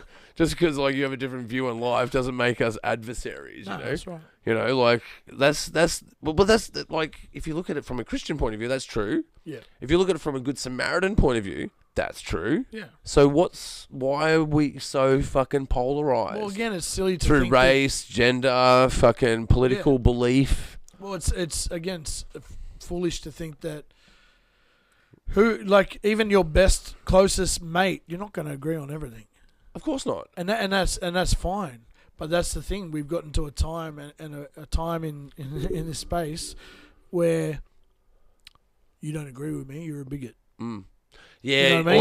or you're a racist, or you're this or whatever, that, the other. And there are some things that are obviously to our detriment and that are bad, obviously. But generally, things like but you can't bring the extremes into the general. You know, because generally things are, you know, that's, right, that's an extreme, and we bring in that extreme into this general space, and that those two things don't fit together, in my view. Yeah. Like, but the polarization, I think it's all to do. Like, if you thought about our phones, right? Right. Think about our phones for a second. Yeah. If we were watching a horror movie in the 1980s when we were like 7, 8 years old, right? If we watched a horror movie where in the future everyone was looking into this black mirror. Getting beamed content. Changing their political beliefs, their purchasing tendencies. Where they shop, where they vote, what they listen to, what they watch. That would be a fucking horror movie. Yeah, we're living in it. This would be the monster. This would be the monster. It is a monster. I mean, it's even a cancer-causing monster. You know what I mean? Like, and that's fact. Yeah, so we get 5Gs? Oh, not even that. But I don't mean to bust your balls. No, but not even. No, it's all good. But even that, like, you know, before. I do mean to bust your balls, but in a comical way. Before, with the small phones, like the lithium battery, a lot of women that would stick their phone in their bra or whatever, ended up with tumors the size of their lithium battery. I got a friend who used to wear the Bluetooth headset all the time, ended up with a tumor the same shape as his headset in the same spot. Here's the gun pit analogy from my point of view. Yeah. I disagree with what you're saying. However, when I'm driving, I would never put my phone under my balls. Why not? Because I don't want to take that chance. Because there's no atheist. Sounds like atheist in a fucking gun pit, mate, right? Sounds like a hint of doubt. Yeah, See, that's truth versus belief. Yeah, that's what I'm saying. Like, if something's true, you don't need to believe it. But again, whether it's done on purpose and it's a malicious evil, that's not what I'm saying here. Oh, that's an interesting one. That's a whole different one, because even look at the food pyramid. Yeah. The food pyramid that we were taught, bro, it's wrong. It's not about our health. That's true. Nothing's about our health. Well, this is where I agree with you about the. Where was it? Can you pull up that bell? What was the bell? It was someone's bell. You got someone pushing. You got people pushing, you know, whatever it is, the only way to save you, the only way to save everyone, and the only way that you're going to be healthy, and you need this vaccine, this and that. But then you got Coca-Cola sitting on the shelf. And that's not, and that goes deeper. You look at seed oils and how we use all these different things when what we used to use. And so then you got to ask yourself, well, we're living in a time. Wrong. That's what I'm saying. I agree with you, because you're not wrong. Working in a school. You're not wrong. Working in a school, one of the things I watched and seen, I'm looking at these kids who, on a day-to-day basis, are not eating food. Yeah. Like real food. Actual food. Processed shit that's killing them and affecting them in a negative way. Changing their DNA. This is actually true. Yeah, but again, if you scientifically look at this, what you're saying is true. It is. And so let me say something like this. This is why I like having these debates, or even arguments like this, right? However you want to phrase it, right? The reason I like having these discussions is because I reckon there's a hybrid between religion, belief, and science. Yeah. And really what that is embedded in is truth. Yeah. Not what is true, but truth. Yeah. there is truth. Like you talk about Jesus, right? Yeah. Because I've studied the Bible a little bit, I would say I would be in an intermediate stage of understanding the Bible. Yeah. I can praise it and take it down. I have enough to bolster it and take it down. Yeah. Either which way, the jury's fucking out. Like, how do I know, right? But my point is that, oh fuck, I've lost my point. I've totally lost my point. You're talking about Jesus. That's right. If you look at the idea of Jesus, right, Yeah. that is something to get behind. That makes fucking sense. And if you've done enough psychedelics, you could figure that out as well. Love your enemies even. So it's not just love your mate who's easier to love, but love your enemy who hates you. Yeah, and look at traffic, right? Look at traffic. How people get around in traffic. If you give it, I'm one of the kind of guys that goes, "Thanks, mate. Thanks for letting me in." There's other people like, well, just blow you the middle finger, right? Yeah. And I would that's that space for me. Yeah. Like, we can totally get along if you just have a little bit of patience with each other. Oh yeah, because we all have our problems. Absolutely. We all have everyone has an issue. No one doesn't have an issue. That's the thing we have in common. No one doesn't have one. Yeah. No one doesn't have one. Let me ask you this question, right? Hypothetically. Okay. Say you have a child. If you give that child something that harms them, what would you call that? Is that child abuse? That's abuse. Absolutely, it's abuse. Like, Yeah. but with that said, like, Well, yeah. but as humans, as adults, you have the right to abuse yourself. Yeah. But as children, as adults, Well, you are a custodian. Well, I that believe you we're need to protect stewards of this earth, right? Yeah. And if you have a child, you're a steward of that child. That child, you're a caretaker Totally agree. to look after. Now here's I like the way you put that too. You're a steward of the earth. Because it's not just about And children, again, it's about the whole fucking system. No one owns the earth. It's about the whole community. It's about the whole fucking thing. We're supposed to look after the earth. Look after it, yeah. We're caretakers. Absolutely. And we're the smartest that's to why do so. I hate borders, all them things, right? And we're the smartest to do so. Like, there's no other creature on the earth that thinks like us. Yeah, that's right. That we have to be the custodians. So here's something, right? I was, I just like, I guess, rattling cages a little bit. That was one of our first music videos. It's called Rattle Your Cage. But I like check it out, Izzy and the Prophet. Izzy and the Prophet. Cage. It was shot at paintball in Blacktown. But yeah, there you go. He's a paintball fan. Yeah. It was cool. We not hired out. We got to use the Blacktown, I think it's Heartbreak Ridge, and we got to use that joint and film there all day. I was mad. Yeah. Anyway, really cool, and got to shoot some people like for the shot. Anyway, so we even Spartan kicked a couple of people off the top of a tank. Yeah. Like for the video.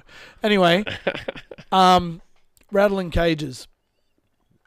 So I said this the other day, and I know there's a lot of people that get really upset. Why? Why they get upset about this again? Because the trolling of it all. No, I'll explain it. I know what you're saying though. No, I said if you like feeding your child Maccas, it's child abuse. It is, yeah. Giving them a soft drink, that's child abuse. Now I've eaten this stuff, I've drank this stuff, but what if you don't understand that Maccas is harmful? Yes, you don't understand. Little bit different. Because not everyone has knowledge like that. I feel like, how could you not? But I am patient and gracious that I understand. Look at the mediascape.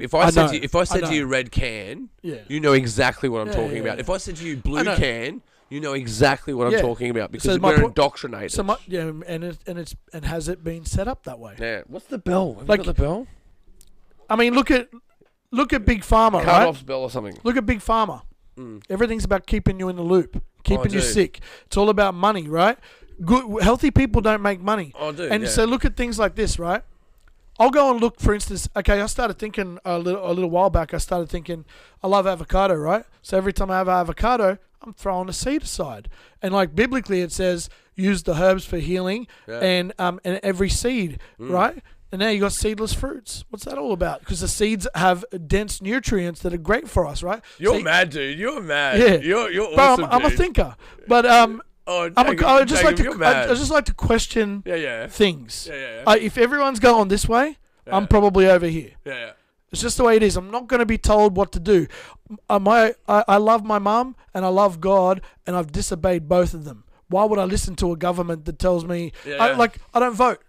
Sorry, come get me. I don't vote because I don't believe in it. I don't believe in this system, and I don't believe it has our best interest at heart. Of course it doesn't. So why would Of course it doesn't. So why would I go line up on a Saturday or whatever? I'd rather watch the grass grow. Yeah. I'm not going to line up because you told me to, and people, but you'll get a fine. I Yeah. don't care. I'm Yeah. not doing what you tell me to do. You want me to get a vaccine? No. If you want to get one, that should be your choice. But Yeah. anybody pushed and backed into a corner to do something that is supposedly good for you when everything else they do is not. Hey, what you're suggesting is that whole thing was like not above board. Is that what you're saying? 'Cause, like, it sounds like it was above board, like everyone being forced to do this because your job may be at stake, or like, don't get me wrong, I got the vaccine, I lost a job. I got it, but I got it to protect my job, Yeah. and I was in the military. Here's what's really strange for me, man. Let me share a really deep story with you, actually. Yeah. I may get emotional about this, actually. I'm a bit all scared good, about let's go talking there. about this on air, but I'll say it. I'll we say go. it. Fuck it.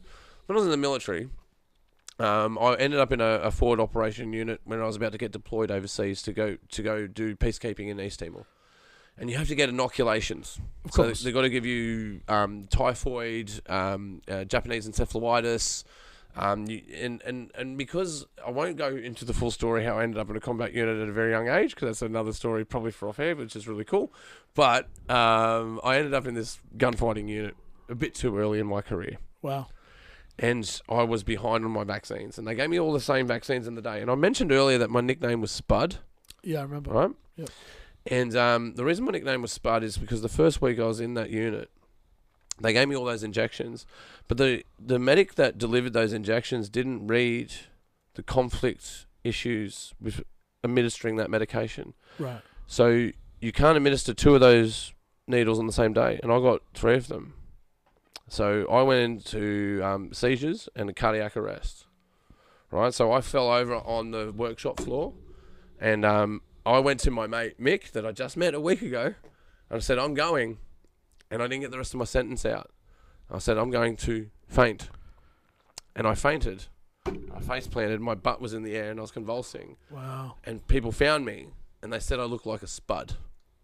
And that's how I got my nickname, because usually your nickname... Not a great way to get it. No, but in the army, your nickname is found if you either have it based on your last name, Yeah. or it's from an embarrassing moment that happened to you. Yeah, true. That's how it's formed. Now, that's a very Australian patriotic sort of thing that happens. For sure. I think it would be Irish in origin, really, I think, Yeah. if you think about it. So I went to medical, and I have a fear of needles ever since then. Like, you can throw hand grenades at me, you can throw me out of a fucking plane. Don't fucking care. Yeah. I surf big waves for fun. I stand on stage and I sing in front of a big crowd. Most people, you know what I mean. You know what I'm saying. Most people would not go into that position. Yeah. I'll stand in front of a camera and act on a movie. I'll fucking do it. Yeah. But you come near with me a fucking needle, Yeah. I get a bit fucking like, nah. Yeah, that's a hectic experience. Yeah, because it almost killed me. Yeah. And I had to go and do this fucking vaccine. Yeah. And I was having arguments with my wife. Like, I don't trust the government. They fucking almost poisoned me once. And that was, doing their bidding, doing their work. And they're going to fucking poison me again. I'm not fucking doing it. But it came down to job security. It came down to social pressure. Yeah. And I went through that process. And I've got to tell you, mate, and that's why this is the part that sharing on air that I'm hesitant about, is when I went to that place, when they put that fucking needle in me, it is one of the most fucking terrifying things I've had to do this fucking decade. Yeah, wow. And it was fucking horrible, because like I had to face what the government had already done. And I was, and aside from that, I can't go too far into that. But the different programs that happened in the military to do with medication. Yeah. I was already someone that could have had an allergy to it. Yeah. And I could have even argued and said, I have an allergy to this, and I went fucking through that. And it's one of them. And when you look back, we talk about being wrong, because that's what an argument is. We're worried about being wrong, getting upset. I can say I should never have taken that fucking injection. Bro, you should never have been put in that situation. I should never have been put in that situation. And I had to go... No one should have. And once again, I had to go through an acute fucking stressful situation for my fucking country again. You know? And you know what? That was unnecessary. Yeah. And that's the thing that really burns me, mate. You know, because I should have stood up and I regret not standing up and saying... Bro, everyone should have.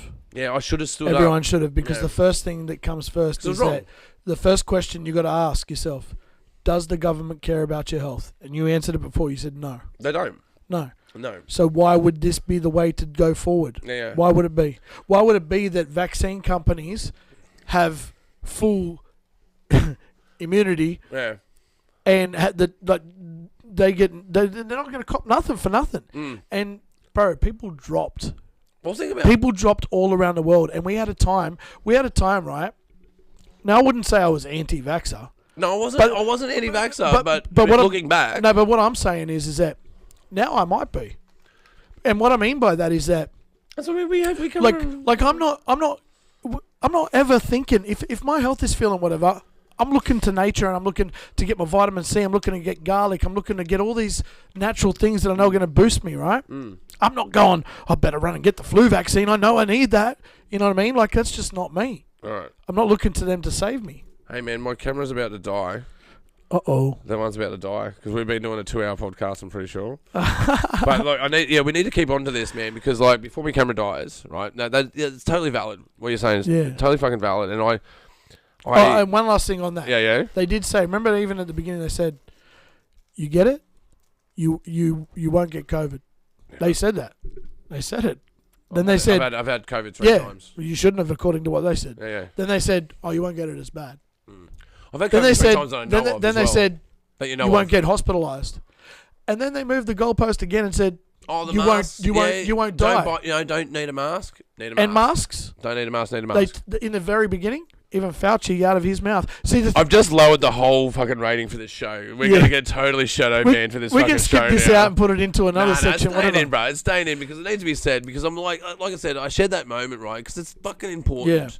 Because like I say, we don't park our cars in the same like garage, but we're driving the same fucking road. Yeah. You know what I'm saying? Like, you know, we have our different beliefs in Jesus. You know, like you believe in Jesus in a different way that I believe in Jesus. You know, but at the same time, like the system is built for indoctrination. Yeah. And that COVID thing, I believe, was a real massive test. Yeah. To see how far can we get these monkeys to do what I fucking want. And they did it real quick. They did it quick. Real quick. So whatever's next is going to be, we'll see. But 3 things. All right. It's going to run out. It's going to run out. Because we're going to have a break and we'll come back. 3 things that matter. 20 minutes. All right. Connection to the Creator, connection to each other, and connection to the land. And the system that we live in pushes all 3 of them out. You can ask me how, or if you don't, but... Everything you just said, I totally agree with. But your perspective on how you get there is totally different from mine. Yeah, and that's fine, but the sentiment is the same, right? Totally. It's about doing right by your brother, you know? And but the system that we have both been born into and only know... Oh, dude! It is not healthy. It's worse. It's not healthy. I can give you an example of it. We didn't even touch on the school system, and that's where it started. Let me give you an example of it not being healthy. Right, when I grew up in Campbelltown. I grew in a poor part of Campbelltown, and we struggled as a family. Yeah. But I was fortunate enough to have mum and dad at home. Right, most of my mates were single parent environments. Right, at least I had mum and dad, but we were in a crammed house, less rooms than there were people. Right. Yeah. And you know, where was I going with that? Fuck, I've lost my phone. Growing up in Campbelltown. Where was I going with that? Being poor. I was being poor. Fuck, where was I going? Where was I going? What were you just saying? I lost it. Oh, shit. The school system. The school system. Oh, no. Fucking, we'll have a break. We're going to cut it. We'll cut it. And we're back again. I think I remember my point. Right? Get to it. Okay, so I was talking about Jesus. Yes. You know? And Jesus is referred to as the Son. Mm-hmm. Yeah? And if you look at the Bible, it talks a lot about how to plant crops, talks about how to live your life. It's a guide to how to be a good person. Yeah, there's a lot of parables to do with seeds and sowing. It's one of the best written books, if you really think about it. Like, seriously, think about it. Well, 66 books. Yeah, it's not. It's literally a library in a book, right? And all of those stories in there make a lot of fucking sense. And if you think about, like, for me, when I think about the Son, Jesus Christ, I literally think about the Sun. So I look at it cosmologically. So the way you look at it, you look at Jesus as a person. Yeah. I look at Jesus as the star. Yeah. Because I go, well, if you think about the Earth, because like for instance, like the other part I was going to talk about was about lies, right? Lies in your childhood. Yeah. I was told when I was younger, I lived in a poor neighbourhood. Yes. And I was told that I was, I wasn't even told I was Irish. I was just told I was white. Yeah. Right? So you didn't know? Didn't know what ethnicity I was at all. When I started tanning well, they told me I was Italian. Right. Turns out all that was a lie. Turns out that I'm Irish and Aboriginal, right? So, like, my mother kept a secret to her grave. Yeah, wow. About her grandmother. Yeah. Her grandmother was black, right? She was a Tasmanian Aboriginal lady. Yeah. You know, and she married an Irish whaler. When did you find out? 2 years ago. Wow. Yeah, this is a massive moment that I had, bro. I was at the Sydney Rise Festival doing I was doing stage management. So, you know, you mic up guests. It's like a talk show. So you mic up guests and you work with the soundie, and then you control the crowd and you brief the panel. You know, make sure that the host is comfortable. You know, you do all those sort of stage direction-y sort of things, right? And there's a guy called Paul Callahan, and he's an Irish Aboriginal fella that talked about the prodigal son returns. It's very, very interesting about your perspective in life, because the prodigal son returns is a very biblical term. It's about how the prodigal son returns with more knowledge.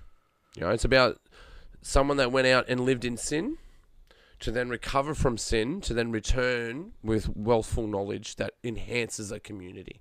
The prodigal son returns. If you think about the evolution of the planet, so, you know, if you look at Pangea, solid continent, breaks off into Australia and, you know, Laurasia and Gondwana. You're talking about this other perspective, though, right? Yeah. So, cool. So this what I was saying. Like, this is where my belief. Yeah. Because the biblical perspective of the prodigal son is that the prodigal son comes back, and though he has lived that life and done whatever, the father welcomes him back and brings him back into the fold to have just like the other son. Yeah, and to increase the knowledge of the camp. Yeah, because they've gone away and they've brought new knowledge. Yeah, well, in that story, that wasn't the focus of it. But anyway, no, but that's a result. That's a result of that. That's a result of it, though. Right.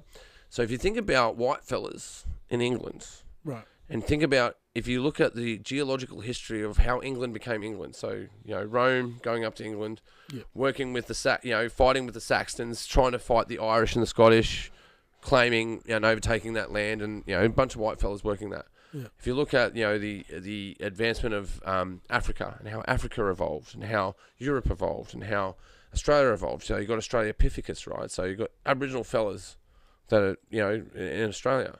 At one point, if you look at the geological record, we were all a part of the same continent. And that means that we broke apart. And England ended up there, and Australia ended up down here. And one day they got on a boat, and they came down to Australia. The prodigal son had returned. So if you look at it as a conversation where it's not an invasion or a settling, it's where if you zoom out and look at it as the prodigal son has returned, you can then look at how Aboriginal folk manage land and incorporate that with the science that was learned in the journey. But that's not what happened. Yeah, but that's what should happen. Like, you know what I mean? Like, but that's what should happen. And that's what Paul made me realise. That working together, yeah. That's what he made me realise, is that if you become a storyteller, you know, yourself, you're being a rapper, you know, you're a storyteller, and you work with the crowd and you tell their story, you know. You're working with those spaces, and as a filmmaker, that's what you want to do. You want to tell these stories. Yeah.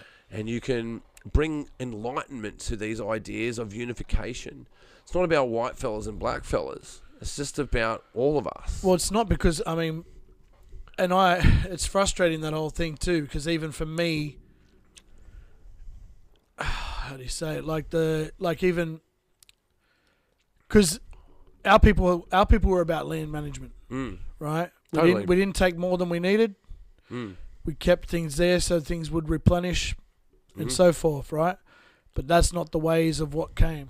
The ways that came till today is pillage. Pillage, consume, look at mining, look at everything, look at big business, everything is pillage, destroy, whatever. It's literally changing the landscape, right? Yeah. And see, this is where I have a really another unusual perspective.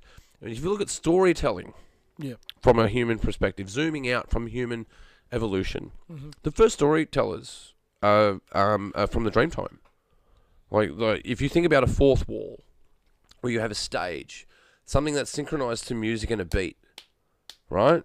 And then there's a story that is danced out in front of you. That's the first storytelling.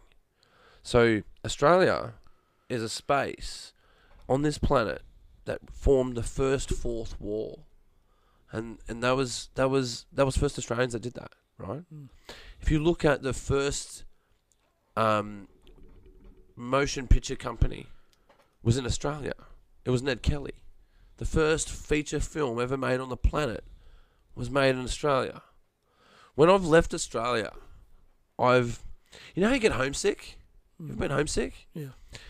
I think you would think when you get homesick, it's the people that you miss first. Because that's your natural go-to, your family, your friends. But I must say, and travelling the world, the thing that I started missing the most was the rocks, the trees, the landscape itself. And I think there's something about Australia that makes us storytellers. You know, there's something in our DNA. There's something that's in the rocks, in the water, in the trees, that makes us storytellers. Telling a yarn. And we tell, and we show the consciousness. Yeah, then you're taking that into a air quotations, measured conscious space. Yeah. You think about Dreamtime, that's a really measured conscious space, because it talks about how rivers were made, how trees became to evolution, how fires regenerate.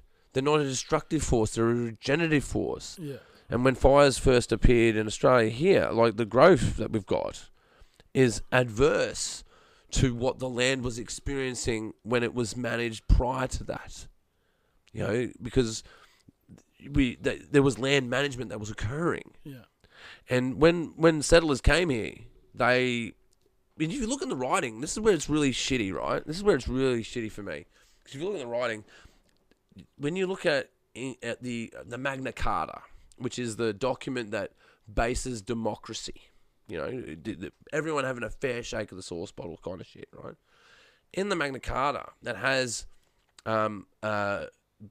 dialogue that suggests if you go to an uncivilized land, you can claim it as yours, right? So the Spanish did this. If you look at South America, it happened, they drew a line down the center of the earth and said, boys, get to it, right? Same thing happened with the English coming to Australia. It's like, get to it. Go and find me. And that's what Australia means. Australia means the most southern undiscovered land. Like Indonesia was Australia at one point. Yeah, well, it was Terra Nullius, and the king, they got a letter directly from the king to take it by force. That's right, because it was a savage land. And they were savages, take them, you know. And you know what? It was actually... But it's not true, though. Hey? It's not totally true. The way that the context isn't true. Because if you look at the land, it was curated. So land that's curated isn't savage. Like if you're managing the land, it's not savage. Well, it's not true in the sense anyway. You're in equilibrium with the land. Yeah, well, they didn't understand the ways of that they cultivated the land and what they did. But think about the intelligence that goes into that. Yeah, because you would argue, because you're not building buildings. You didn't invent the wheel. You know, that's the thing. But we had a much different way of life, and it was sustainable. Did it work? Well, probably. It was successful for at least 60 millennia. I think that's the number that we know now. But that number grows every couple We're going to disagree on that too. Oh, you reckon? Yeah, because they told us 20,000, they told us 40,000, they told us 60,000, now they say 80,000.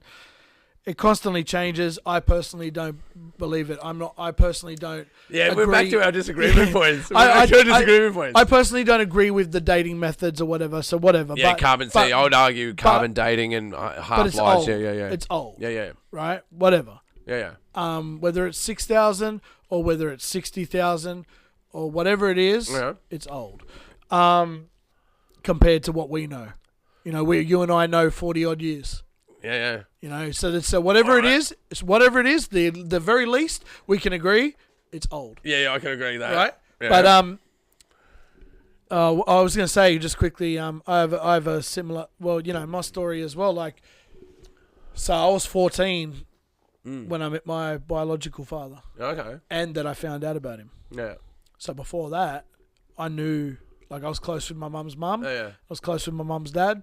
So I knew about my WOG heritage, my Greek and Ukrainian, and I was proud of that and that. Mm-hmm. But my stepdad is from Wolverhampton in England. Mm-hmm. So me being English, it never sat right with me. Yeah. Like, it's just weird. It's just never something I connected with, right? And then one day you just know, right? Well, then I came home from school one day at 14, and Mum said, "I got something to tell you." Because she told me God had told her in the shower that afternoon, today's the day. And so I came home from school, and she sat me down, and she told me that my stepdad wasn't my real dad at 14. So then I met and found out my real dad, and then I ended up going on that journey and learning about culture to the point that, massive, last year I'm working in a school as an AEO, Aboriginal Education Officer. That would have been really hard for you, yeah. So, you got stolen generation and that, but my past and that and my identity was like hidden from me, but not maliciously. Yeah. But it's still going to have an effect on you because it's part of your identity that has been withheld from you, right? And I believe that genealogy does matter. History does matter. I believe we are all interconnected and we all are the same race, the human race. But our heritage and our culture is tied. Matters. It is tied to us. It does matter. Matters. Like I wear a claddagh ring, right, which is an Irish wedding ring. Yeah. I wore this before I knew I was Irish. Yeah. Like, that's interesting. Why would I pick that? Why would I, at some level, pick that? Yeah, for sure. And then I look at the storytelling side of my life as a musician, as a filmmaker, and I think about how I miss Australia when I'm away from her. Yeah. And I think about, and I think I started on a journey. And I really got excited about it. It's the first journey I ever got excited about. Because when you go on a journey, it means change, and change is scary. You're like, I've got to go through this change. I've got to go. I've got to man up, and I've got to do this, right? Yeah. But my journey about my heritage was enlightening. Yeah. And I realised, man, there's more to me than I ever knew. Yeah. Ever knew. For sure. And then you go through and then you find the tragedies of how we came about. Like, think about how me and you have come about to our ancestors and the torment that they would have got here so that you can rap and then I can sing in a heavy metal band. And that's all on top of the shoulders of our predecessors that worked, fought, tooth and nail through oppression, through being made prisoners, made slaves, made and here we are. We talk about our indoctrination now, and our fear is indented in us about that oppression. Because we go, well, we're not going to stand for that. Yeah, we want to have our own fight, and my grandfather was in World War II, and his brother ended up passing away, dying in a POW camp in Japan. But my grandfather, come back and not allowed in the pub and stuff like that. That's fucking crazy, right? And you've gone and fought for this so-called country, and I personally am not a fan of war. Yeah. But nonetheless, if you're defending your nation, if you are, and for what reason? Yeah. If you're defending it for a reason that is at the expense of these oil barons and I'm going Afghanistan. We're going to free Afghanistan. It's like you find out. Oh, I think they're going there for oil. You know, and Well, you get older, right? See, I did, greed. dude. I did 2 tours of Afghanistan, and I can tell you what I witnessed is that I've seen helicopters with sponsorship on them. Does that tells you everything you need to know? It tells you everything you need to know. That tells you everything that you need to know. And you are just a number and cannon fodder that is disposable. But well, that's the thing. You know? are disposable, right? You're disposable, and you're indoctrinated into that space. Yeah. And this. But I'm not. But I do. So don't get me wrong. I'm not dissing that. Yeah. Because for me, I'm like, that takes balls, and it also there is valor in that, the idea to defend a country. But even that, in a sense, it just like these defending of borders against our adversaries. Our adversaries, our fellow humans. But again, because they've got dictators. But who pays the price at the end of the day? Who does? The peasants. It's the commoner. The peasants. The commoner. Yeah. You know, the peasants fight, and the peasants get killed. And the more things change, the more they stay the same, right? Yeah. And if you look through history, that has always been the case. But I can tell you, I can give you a bit of contrast when it comes to warfare in Australia. Yeah. When I went to East Timor, defended people while they voted. Yeah. It's the only successful UN history, like the UN mission in history that succeeded. Like when they went to Rwanda, didn't work. Bosnia didn't work. Right. Timor worked. They've got their nation. We defended, it was a really proud moment for me where I defended people while they voted. Yeah, right. And they and helped them fight their oppressors. And the people that were oppressing them were really nasty. Did that change? Yeah, it totally changed. I don't know the... Yeah, no, it totally works. But at the back end of it, though, 10 years later, you find out that the government bugged the embassy to figure out their gas in the Timor Strait. Surprise. You know, so but at the same time, but at the little spectrum as the soldier, I know that I helped the commoner. Yeah. When I went to Afghanistan, that is a totally different deal, bro. Totally different deal. It was that was a resource war. Yeah. And don't get me wrong, you defend your brother. Yeah. Right? You're there for your brother. Right, there's no doubt about that, and I'll always be comrades with my fellow brothers in that space. Yeah. But when you get a bit older and you reflect on that, you realise, what did it actually mean in contrast to what I was doing? So you can argue with yourself, in your own self-identity. You could say, well, I was fighting for Australia's interests. Right? You can rest on that laurel. You can go, well, even though their interests weren't totally pure, I still, cascaded to their interest to serve serve the people. Because what a soldier, there's two kinds of soldiers, right? You got ones that want to be blooded, but you got ones that want to. Most soldiers are warriors that want to protect people that can't protect themselves. That's essentially what they are. That's essentially what it is, and that's how they get people into that organisation. But you see that rampant across different organisations, whether it's paramedics, police, firefighters, nurses, teachers.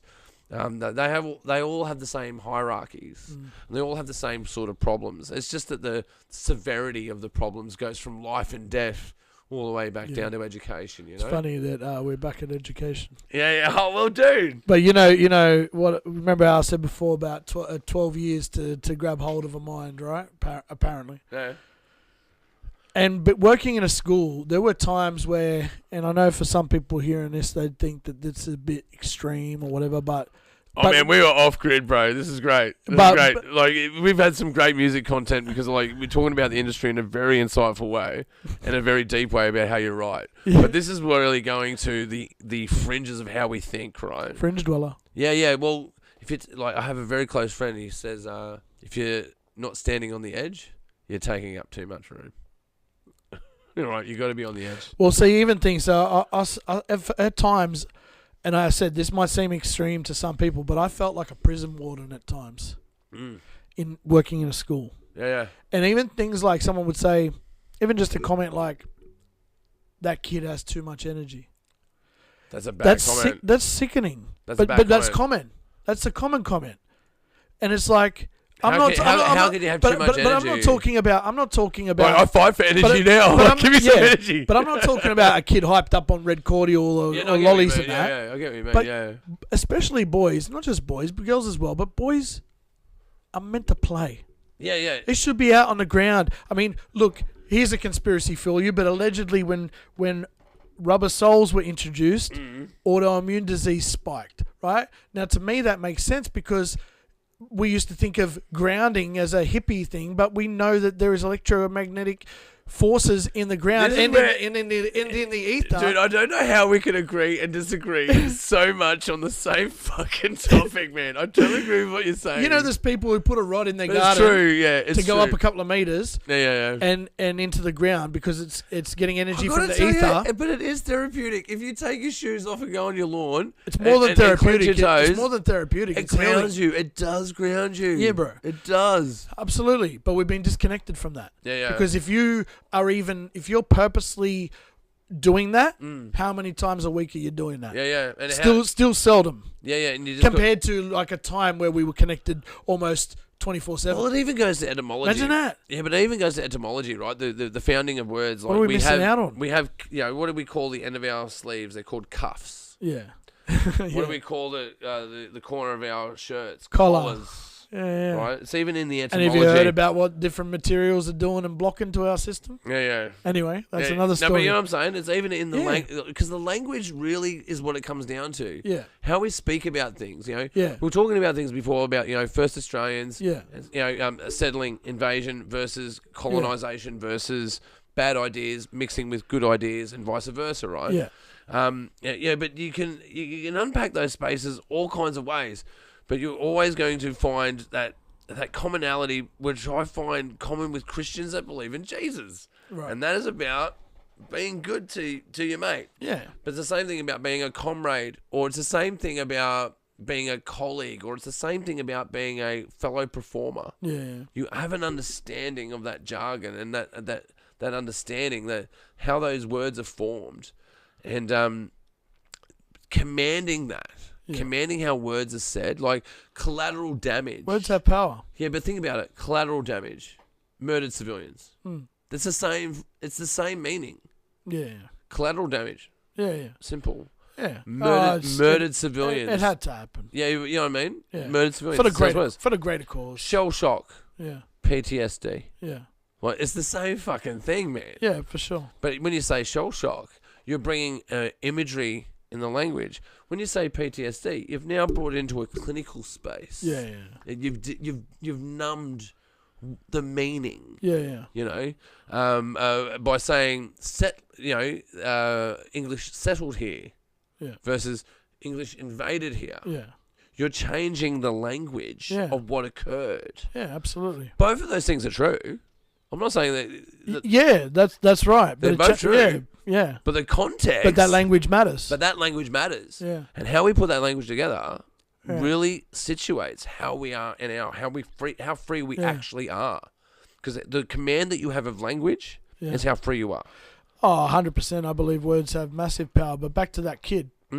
So that kid has too much energy, right? And then you think of that kid, you think of the boy who's in his maths class and he can't sit still, he's not wanting to do maths. What boy in his right mind wants to sit there and do maths?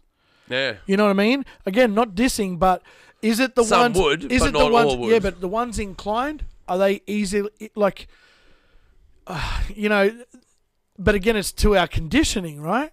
Yeah. But the thing is, that's not natural. It's not normal. The kid who wants to play and be out there, and so you think about it. You're 6 hours you're spending in class, or whatever it is, versus the time that you should be outside, and then think of 12 years at school. How much did you learn, and how much did you take into your life, and how much did you miss out on that they didn't teach you, like the basics of how to vote and does it matter, taxation, home loans. Yeah, you name it. We don't want to tell you. But even things like no, the Australian bush is harsh. Well, why don't we learn about how to catch a fish and how to handle the bush, because that's not good for a good little subservient dog. We can't have you being a subsistence person. You can't if you're living off your own energy, I can't tax you on that. Yeah. That's not going to work. And that's what it's all about, bro. Think about this. Who's raising the children? Who's raising the children? At the end of the day, who's raising the children? The parents or the school? Well, it should. Who? Well, it Because should be the community, though. But it's it should not. be the community. But it's not. It's the, But it's, it should be the it's- community. it's the It's the school- grandparents. but It's the parents. but it's not. It's the teachers. But It should be. yeah, it's the teachers. It should be the lot. It's the teachers. But it's the teachers at the moment. But what are the teachers teaching? Well, So here's the that comes down to personality, then, doesn't it? Like, who are you dealing with at that moment? I'm talking about generally their textbooks, yeah. right? So there is a curriculum, and that is what you are to be taught, and you, everyone the same, but it's taken away from the parents, right? Why is it taken away from the parents? Cost of living goes up, this and that, blah, blah, blah. I remember this guy talking the other day, and he goes, and this, again, definitely not a thing against women, of course not, but he said, I used to think women's like equal rights or liberation or whatever was a great thing. He goes, until I realized what was going on. He goes, and that the ploy was to be able to tax both parties. Put them in the workforce, right? And then not just that, you look at a different spot. And again, I'm not saying everybody needs to be staying at home, whatever, but You should have a choice, though. yeah, of course, you should have a choice. But we don't right now because of the cost of living and inflation and all these other things. You don't have a choice. While Woolworths and Coles are making big money, while the rest of us are struggling to buy our groceries. That's right. We're just time batteries, right? We're just time batteries, and we excrete time, and then we get given a little bit of cash to make sure that we keep excreting our time. Exactly. So in the morning, you can't get ahead. So in the morning before school, the parents running around hectic trying to get the kid ready for school. How much influence and how much teaching is going on there? Now, finish school, the kid's playing in the street and playing with his friends. Jacob, yeah. And then you got dinner and the parents busy. So how much time? Maybe the weekend. Well, Jacob, I understand what you're saying, right? You know? But let me bring this to you. Let me like, because we've bet on religion and science, right? Yeah. So obviously our heads are always going to butt on religion and science. Your religion is going to be heavier than my science, and my science is going to be heavier than your religion. Yeah. That's an immovable force to an immovable object. But I lost my point now. The school system, parents raising the kids. Yeah. Parents not raising the kids, the government raising your kids. Yeah, like conditioning, right? So if you look at someone like Steve Jobs, didn't finish school, but James Belushi didn't finish school either. Yeah. Both had a really cool life, right? Yeah. So it's about customization, because like everyone's different. Like I remember when I was in the 4th grade, my 4th grade teacher didn't understand me, and she said I was delayed. My mother, knowing me I was building remote control cars at that point.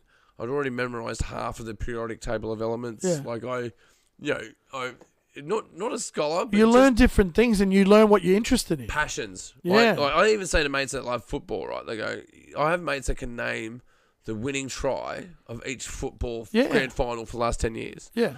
But if you That's ask them, crazy. go, well, can you do an equation for Newton's third law of physics? No. Yeah, but they're not smart. Yeah, but of course they are. But they're not according to the system to and this measurement, right? Yeah. So that's what I'm saying is like everyone is customized. We're all different humans. Yeah. We're all allergic to different things. We all have different brains. Absolutely. And we all have different ways of expressing ourselves. And what we should do as education institutions is leaning into the ones that are full of beans, you know, the ones that are full of energy. The ones that are low energy, you've got to give a bit more time to. But that kid who doesn't want to sit there and do his maths because he'd rather be playing outside, he's got ADHD. Yeah, do you know what you should do? Give them drugs. Yeah. That's a really good solution. That's how we fix him. Yeah. We should give him drugs and put him on these. I'd like to call this a Band-Aid solution. All right? You got to get behind me on this, Jacob. Right, so Band-Aid solutions, we can just put them on things and we can just look away until we get fired and someone else gets our job. Yeah. And then it's their problem. Yeah. Yeah. And look at the amount of hurt and the amount of pain that's happening. Let's just kick the can down the road. All right? It's not our responsibility. No. It's not up to us. No, yeah. Next mob can do it. Yeah. You know, we don't have to take responsibility. We can just coast it through, man. We're good. That's right. But it's not true. You got to be a musician. Get out there, be an actor. Get out there, be an artist. Get out there, be a political activist. Whatever it takes. Get out there and get your voice. Find your voice. Find what that voice is. And, like you would have done this as a rapper, right? That's, to be honest, rapping and hip-hop gave me my voice. Yeah. Like, gave me a platform, gave me a platform and a voice to say. Space to say. Yeah. Yeah, you can be yourself, right? I mean, and then for me, again, we're all trying to figure this out. And that's why we need to be gracious with each other, you know what I mean? Totally. Like, we're all trying to figure it out. And for me, like I said, I want to be a sounding board at the same time that if everybody's saying this, I'm going to be over here questioning it. Yeah. Let me be the devil's advocate. I'll be questioning it because why not? And because look at the way things run. We see things run off greed and corruption and money, power. And like I said, I've been a conspiracy theorist since I was like 2 years old because my first memory as a child is that of the supernatural. And one of the main rap groups that I'm in now is called the Fringe Dwellers. And so I've been a fringe dweller even when I was a kid in the library. When I was had to go to the library when they'd take us to the library in a certain period for going to the library, I'd be in the section with the unsolved mysteries, the Bermuda Triangle, supernatural. Yeah, I was into those spaces as well, mythology, right? Yeah. Because I was amazed by all that stuff, and I still am. I always have been. Yeah. You know what I mean? Like even things like you look at dinosaur. Dinosaur, the word is from like 1890 something. The word dinosaur. A big lizard. Before that, the word was dragon. Yeah, same thing. And then you look at like etymology is important. The Chinese New Year. The Chinese New Year has all these real animals, 11, and one mythological creature, the dragon. Yeah, well, they also have like in the Bible you can find unicorns, right? Yeah, it's a rhinoceros. It's a rhinoceros because you go unicorn, blah blah, right? Because there's a two-horned rhino and there's a one-hand rhino. See, I would disagree with you on the legitimacy of the Bible, right? But at the same time, I'll agree with you and go, well, they don't mean unicorn. What they're saying is rhinoceros. You clearly that's what that is, right? So this is why I find this conversation intense, dude, because like I agree with you on so much, but there's this one shift in the angle I go, no, I don't agree with that. But I think you probably have the same experience with me, where like, I get where you're coming from. Yeah. But, I've got mates that are of all walks of faith, all different faiths, all different beliefs. Yeah. And you know what? That's fine. I mean, I believe what I believe, and having a conversation with someone about it is not going to make me go, "Oh no!" And that's what I find. Don't be triggered. Don't be triggered, bro. You're not going to get triggered by this, are you? You all right? About what? Me? Anything? Yeah. Just triggered by this conversation. You're all right? No, not at all. I may be a little bit triggered. You are? No, I might be. I might be a little bit triggered. No, I think I'll be okay. No, but so many. It might pass. What happens when you get triggered? But so many are. But nothing happens. You know what I mean? But nothing happens when you get triggered, though. Like, think about it. No. You don't go. Oh shit! I've got cancer now. Oh dear. But so many do. So many, and you know what I think it is, because I've been in conversations with people who have wanted to punch on in the past, like when I was younger, about religion and about race. Right? Remember even having a convo with a bunch of skinheads in a back alley. Yeah, that was an interesting night. That would have been fucking hair raising. Anyway, no pun intended for skinheads. So there was no hair raising. But anyway, dude got upset and wanted, and then he starts getting angry and he goes, "I'm not having this conversation with you. You're inferior to me." Oh, yeah, anyway, just horseshit, dumb, right? It's dumb. But what does that tell me?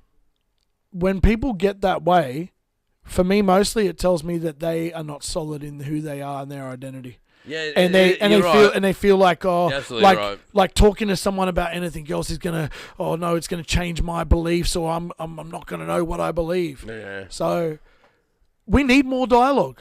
Yeah. Just in general, more dialogue, less war, more talking. Have conversations. Yeah, totally. There's no problem having conversations. You like vaccines? Cool. That's your choice. I don't. Yeah, but I still like you. But I like you. Yeah. Totally. That's the thing. You don't have to throw the baby out with the bathwater. You don't have to agree with everyone on every little thing. Oh, you want to know where that saying comes from? Baby in the bathwater. I think I know where it comes from, but remind me. Yeah. No, it's a misogynistic thing, really. If you think about it, it's about the patriarchy. So first person in the house to get the bath is the husband.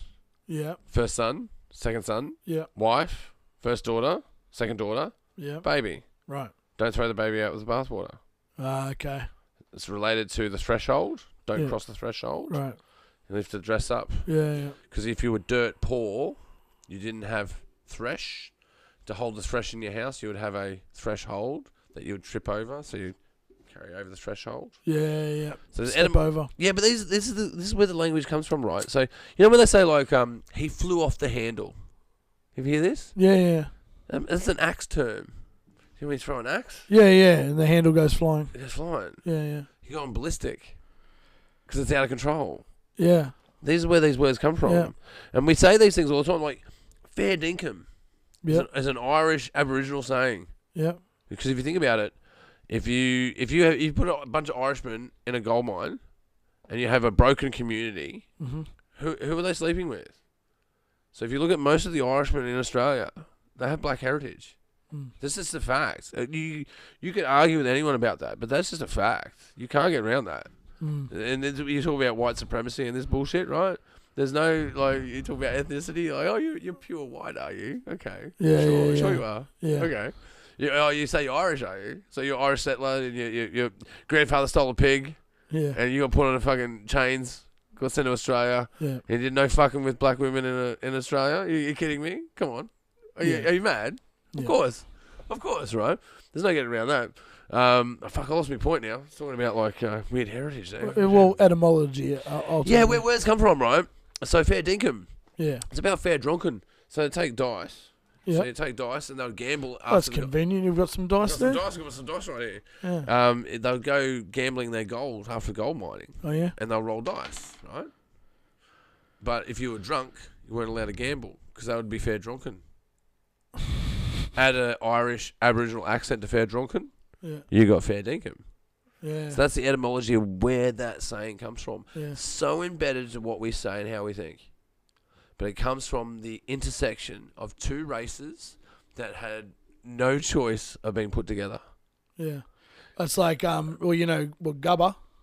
Gubba? Gubba is white. Yeah. White man. Oh, yeah, white fella. Gubba man. Yeah. And the government's coming to take the babies. Yeah. Gubba man's coming. Okay. Gubba man's coming. Yeah, shit, man. That's heavy, man. That's heavy. What they did was heavy, man. Yeah. If you think about it. Bro, the stories are nuts. You've got stories where they put babies underground with just the head up and tried to see how far they could kick the head. Yeah. Oh, they chucked spears up at the women, and they'd lop off the men's manhood and laugh as they ran around. There was the one that was around where I grew up was in Appin, and they rounded up. There was a massacre there. Yeah, it was a massacre. They pushed them off a cliff. So they essentially scared them into a point, and they had to jump off the cliff. Well, right here where we live, because they wanted to save on money on ammunition. Well, you know what happened here in Mulgoa? No.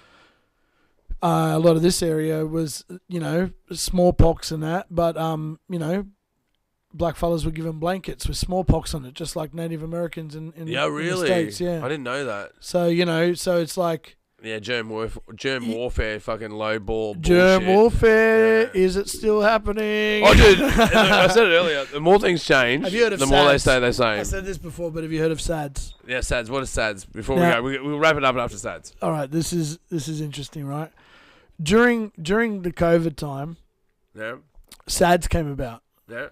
Sudden adult death syndrome. Oh, get the fuck out. Bro, I thought that's what you're talking about because it sounded like SIDS. Oh, hang on. Right, because that's sudden infant death syndrome. Well, that's where I actually thought, no, it can't be that. So SADS, right? To explain all the... Because we had a crazy time. Ideology fucking issue. Bro, all of a sudden, all around the world... Strokes. People were having strokes and heart attacks. Young, healthy... Bro, athletes. People were dropping like flies, and a lot of people. A lot of these things, a lot of people want to forget. So anyway, that was happening. Tower 7. Yeah, no one wants to talk exactly, about it. SADS, no one talk about but it. that did get me started. You have to admit it's a lie. His head went back into the left. No. It's just an assassination. Don't pay any attention to it. Of course. It's okay. They're not lying to you. Of course. They're not lying at all. No. So SADS, anyway, so I was like, what the heck? They've come up with this thing, SADS, to explain all these deaths. This can't be real. Look this up. Bro. Yeah, look this up. SADS. But then I got thinking, bro. And then I started thinking back and I thought about SIDS and I was like, well, what's the go there? Oh, wow, you're doing a deep dive on that. Yeah. SADS. SIDS and SADS. Yeah. Oh, my God. You're not bullshitting, dude. Yeah. Sudden or arrhythmic death syndrome. And that just came about in COVID. Anyway, of cardiology issues because of the drug. From what was it? Moderna, all of them. Moderna, Pfizer. Johnson, Pfizer. So anyway, and then remember this. Oh, well, if you remember this or if you saw this, but see again, you're not talking to a person who's just like randomly. Like I watch because I watch from a certain angle because of that. Since I was a 2-year-old, literally. Dude, I worked in media and I worked in the military. I've seen both sides of the lie. Yeah. So Bill Gates, right? He said anything. Bill Gates said years and years ago. You know what he said? Yeah. Now here's one thing that. I know about this. Let me ask you first. Do you think we're overpopulated? That's a big question. That's a hard question. Are we? Because even you just take a flight. Now, I'm not saying the cities aren't or are not. Maybe. I don't think I personally have an opinion directly at the moment because I would say if you asked me 5 years ago, I would have said yes. Yeah. But if you asked me 2 years ago, I would have said no. And then here's my background, if you allow me to say why. I would say that going from 2 billion people at the end of World War II to 7 billion people now, it's a big jump. That's a massive jump. Yeah. So I would argue that it is overpopulated. And to say that in comparison. In comparison, and as a ratio, yes. But if you said, is there enough resources to support 7 to 9 billion people? Okay, actually there is enough resources to support that. So then you could say, well, on one token, yes, it is overpopulated, but by the other token, well, no, it's not. Should poverty exist? Well, no, this is where I was going before. This is what I was talking about before. I wanted to bring up Terence McKenna. But before you do, because we're still on that one, but hold that thought. No. I think in some ways, yes. All right. I'm undecided, but in some ways, yes, but in other ways, no. So my thoughts are the cities, maybe. Congestion, that's where we all live. Yeah. But, well, that's different though. That's density. Yes. Do we have too much density? Yeah. I would say yes, we do. Of course we do. Yeah. But has that been controlled and pushed that way? Because then you just need to take a flight to Brisbane. Go take a flight to Brisbane or take a flight to Melbourne. And how much land are you going to fly over? How much land that we could be living on? But what you're suggesting is that I would pay maximum tax because I'm paying maximum rent because I'm getting on public transport to immediately get to my job where I'm paying tax, returning, buying everything on the way home when I do my grocery shopping, my petrol, and I'm paying tax. What you're saying is that is a scam. 100% a scam. Bro, school's a scam, that's a scam, it's all a scam. It is. Think about it. You work so hard to buy food that half the time is not even food. Whereas if you worked the land, you would get the fresh food that would be good for your body instead of eating food that ain't food. All right. Let me bust this on you. Most people don't like it because they love this convenience and they love this addiction. Dude, it's addiction. I totally agree with the dopamine addiction point of view. What you're talking about, right? But let's zoom out a little bit further. Well, we know no different. No, but interesting. Let's zoom out a little bit further. We do know different. We've got the Hadron Collider. Right, we know how dark matter works. We're starting to learn that. I have thoughts on that too. What they're doing there. We're launching. We launched satellites. We clearly launched satellites. Right. We're on our way to Mars. Right. So the Terence McKenna point of view is about if you look at human ingenuity. So if you look at, for instance, the Industrial Revolution, our lifespan doubled. Just from the invention of steel. So we went from 25 to 50 as a lifespan. The chemical revolution, antibiotics, vaccines, we are now up to around 70, 80. When you bring the technological advancement in, where you can travel quicker to, if you have a heart attack and get to hospital on time, right? Our life expectancy is now up to around 90, right? Yeah. So our life expectancy in the last 100 years has gone from 30. Like, if you look at a photo of Ernest Borgnine, who was a famous actor in the 50s, at 50 years old, and George Clooney at 50 years old, they are different people. One looks like they're 90, and the other one looks like George Clooney. Whether you believe it or not, you probably don't. I do, but biblically there are characters that live to several hundred years old. Yeah, 700 years, Noah. Noah did 700 years, right? So we're a far cry from that. All right. No, but let's put that aside. Let's just agree to disagree about that space. But we can also argue that we are printing organs. We are printing kidneys at the moment. We are printing livers. We are putting these in people. It's only a matter of time before we print a heart. It's only a matter of time before we print the human brain. Right? So we are definitely on a trajectory to more immortality, increasing the human life. In fact, maybe even copying and moving consciousness from one space to another. We may be getting to that point. May have already been doing it. Another point that we might be getting to is traveling faster than the speed of light, exploring the galaxy. Right? This is where we're headed. Unfortunately, along the way... Isn't that just DMT? Yeah, but if you're looking... Yeah, totally, man. You talk about DMT and Jesus, man. This is where I can agree with you, all right? You talk about Shiva. I know where Shiva comes from because I've seen Shiva. It's the blind spot of your third eye, in my view. But anyway, that's another story.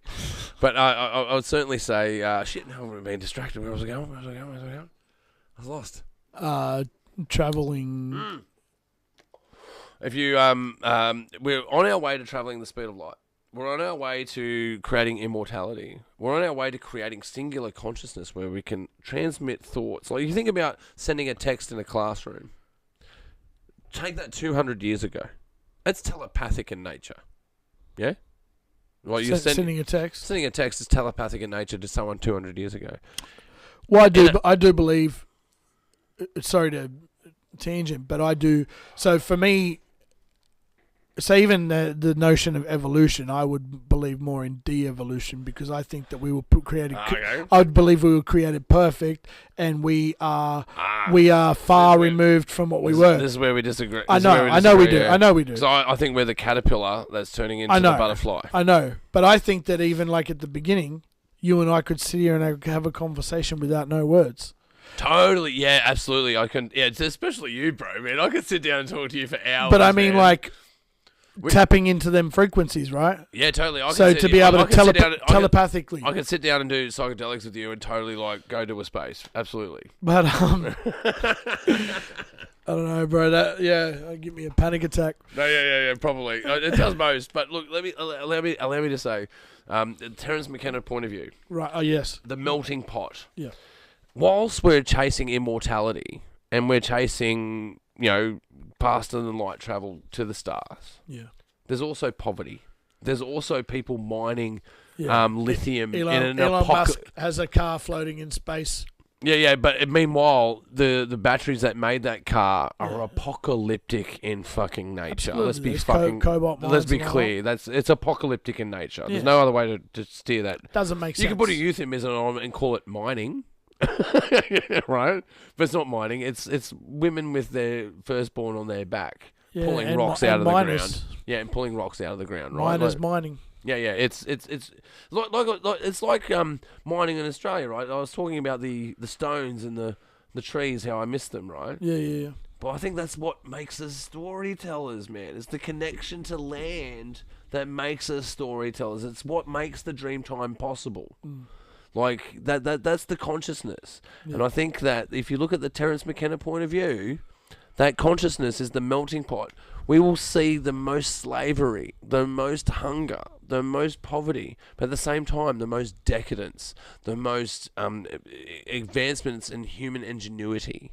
And all of that is sometimes they're not far from each other. Yeah, and that's craziness. Location. It's the line between crazy and bravery and intelligence, and between those spaces is the melting pot that is going to get us to the stars. That's the Terence McKenna point of view, and that was from the 70s, man. Like he was talking about UAPs and UFOs visiting Earth. Way back before, and again, if you look at like Aboriginal art from cave paintings, man, it's very suggestive of visitors to Earth. It's very suggestive of human engineering. So you talk about the creator. I think that your time scale, where we disagree is on the time scale, really, when you boil it down, because you're looking at it from a biblical terms where it's 6,000 years from creation to to where we are now, And I would argue on a geological scale, where it's millions of years, and that's probably the most where we would disagree. Yeah. But the premise is still the same. It's about getting to a space where we have collective consciousness, where we're looking after each other in the most genuine fucking way. Yeah. Like, if we took all the money from fucking defence and put it to sheltering, feeding, educating absolutely everyone on the fucking planet without exclusion, not one single fucking person excluded, it would be a better game. The game would be way better. But there's those that are at the top that are greedy, and when you bring the devil into it, right? The devil for me is the ego. It's the voice that's in your head that tells you that you're not worth anything. It's the voice that's in your head that tells you, if I go and just like knock this guy on the head, I can take all his shit. You know, it's the voice of negativity that's the shortcut. Yeah. The devil can't make anything. The devil's not creative. It can only destroy. It's humans and the idea of creationism, the idea of creating, the human spirit itself. Like, do you really think that the Wright brothers, when they built the first aeroplane, thought, I can't wait to drop bombs off this motherfucker? You know? Yeah, exactly. That's right. They didn't think that. They just wanted to fly like a bird. They wanted to expand human thought, expand our horizons, expand our ability. And that people argue, they say, well, they'll go, well, war is the massive massive task of ingenuity, right? But if you think about it, art is the true ingenuity. Like, if you look at military formations where they dance to drill, it's ballet. They do it to the beat of a drum, which is art. Yeah. They wear camouflage, which is cubism. Yeah. When they fire a gun, it's called a shot. When you take a photograph, it's called a shot. Yeah. The intersection of art and war, my argument is that art comes first, and it's that art that is reappropriated to create destruction, and that's the devil at work, if you ask me. If you want to talk about it in biblical terms, that's where I see the devil existing, as a destructive force that tells you that you should steal, you should rob, and you should fuck over absolutely everyone around you in order to get self-gain. Yeah. And whilst you do it, you need to feel bad about yourself. Yeah. You know? But creation, if you look to Jesus, right, and this is where I relate to you, man, like, you know, if I look to the positive voice that's in us, you can do it. Just give it a go, man. You may fuck up, but if you fuck up, it's just a lesson, man. It's not a failure. Just keep going. Learn from it. Love transcends death, man. I love people that have died. I don't hate people that have died. You know what I mean? Yeah. Love transcends death. So death and anger and hate is a short... And fear. And fear is a short, fleeting moment. But love... Like, people say money makes the world go round. Bullshit. Love makes the world go round. That's right. Yeah. 7 billion people, they didn't fucking arrive from money, mate. Well, they arrived from fucking, two people loving each other. Don't get me wrong, exceptions to the rule. Women, they were taken advantage of. But that is not the fucking norm. That's the exception to the rule. Most people have families because they have love. Yeah. You know? Well, same with, so a lot of people use it out of context and say, or say it wrong completely, say, the love of, what is it, the root of money, the root of all evil is money. Yeah. Right? That's not it. So it's not saying that money is inherently evil or whatever, it's saying the love of money is the root of all evil. Yeah, because it means you're loving greed. Yeah. It means you're loving greed. And that being taken out of context there is huge. Yeah. Because the people will go, oh yeah, that money is the root of all evil. It's no, the love of money is the root of all evil, and that is the difference. Yeah, and it comes back to being an artist, right? When you have that identity crisis, why do I do it? Yeah. Because of the love of it. Because if you choose the money, you've chosen wrong. You won't survive. You just won't survive as an artist if you do that. Not to purposely just go back there, but it's just how my brain works. But like talking about COVID right before, one of the things that I took from that was this order, like everybody on the same page, but not just that, everything, right? Everything. Like when it was change your banner on Facebook to I support Ukraine. Yeah. And then someone say, I have a healthy distrust of the government, but I'm vaccinated. Or it'll be the new thing every time. And it's like, get in order, fads. get your new thing, Fads, right? yeah. Yeah, and it changes and it's on to the next thing. And so people would ask me, they go, oh, what do you think about, because they got a Ukrainian background, what do you think about Ukraine? And I said, the same people. I said, I don't know what's happening there, but you've got someone like Biden telling me that Putin's a bad man. Now, I'm not saying Putin's a good man, but how is Biden a good man? Yeah. You know what I mean? So this bad man's telling me this is a bad man. Don't follow this bad man. And it's like, and then I hear things that he does is that some of the good things. But again, I'm not saying he's a good man. Same with like Trump and all that. For me, and Trump and Biden, I'd say put Trump in there because it's at least comedic and it's entertaining. Because at the end of the day, they're both shite. If Canada made an alliance with Russia, what would happen? That's the same answer in the Ukraine. I don't think it's the same answer. I don't think look, and you know what I mean? Like if it was regionally close to America, and it was the UN who overstepped their, and if they were never meant to. They promised not to keep snatching up more things for NATO. If the Russian line moved closer to Washington, what would happen? Yeah, exactly. Right? Yeah, but especially that's my answer to the question. But especially when there was a pact. Yeah, right. And you're not the one breaking it; it's them. But again, they're all. I don't trust, or I'm not. I don't trust, and I'm not down with no government. And if there's some beautiful government out there that loves its people, I mean, cool. I want to go. Well, capitalism's worked. I would say that capitalism has got us to this point, but I think we've moved beyond democracy to capitalism in its entirety. Well, capitalism isn't really real anymore. Well, capitalism is stomping on others to get where you want to go, and democracy, I'm not sure if it's real in the sense that I don't think it is anymore. No, I don't think it is. Like I'll give you an example. Like they killed Kennedy, right? Because they needed to get rid of him for whatever reason. We can go down a conspiratorial rabbit hole for that. Yeah. But he was speaking out against certain things, even secret societies. Right, but if you why are most of them Freemasons? But if you go to Australia, the contrast between an Australian and an American is this: in America, if you want to get rid of a president, you wait for him to be in a convertible and you blow their fucking head off. In Australia, you wait for them to go to a swim, and they're just going to come back. They do the old Harold Holt. They do the old Harold Holt, right? Nothing's come of that, right? You think about that. Think about that in context. He was in for 4 days, and he got taken by a shark in the ocean.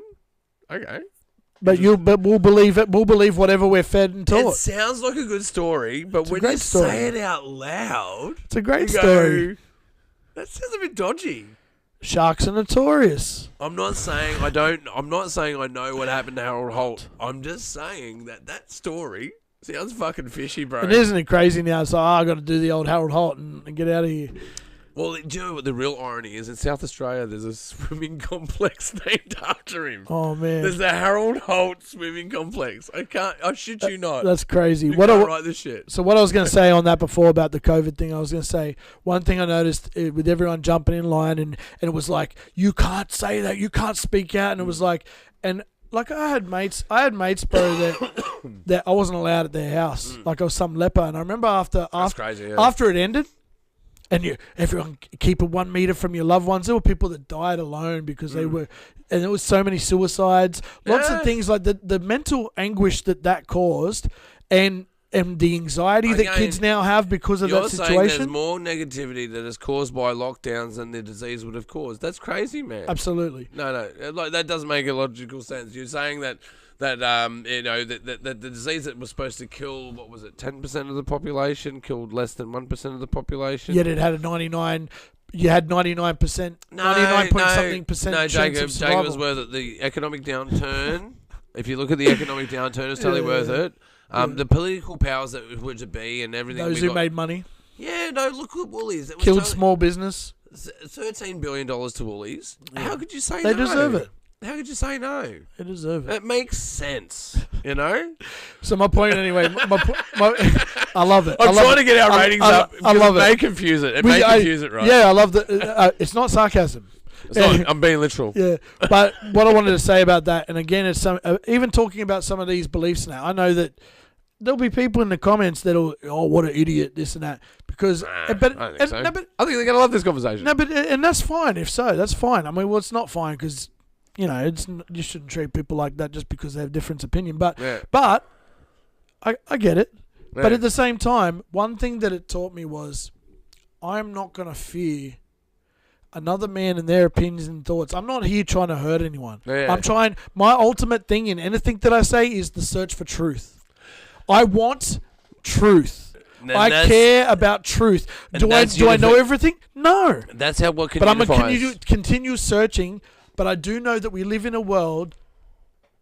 When I look at our food and I look at the way everything's been situated and the way it happens, a lot of it is a farce. Yeah, it is. Right?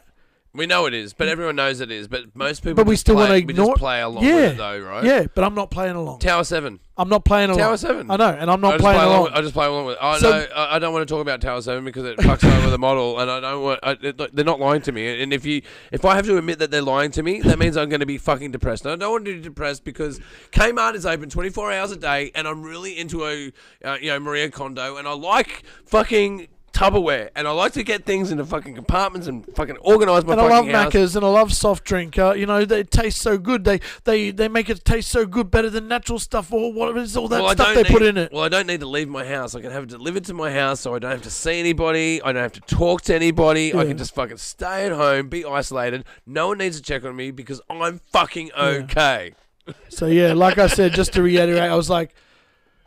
And same about talking about some of this stuff, because some of this stuff, for instance, that we touched on tonight, I haven't necessarily.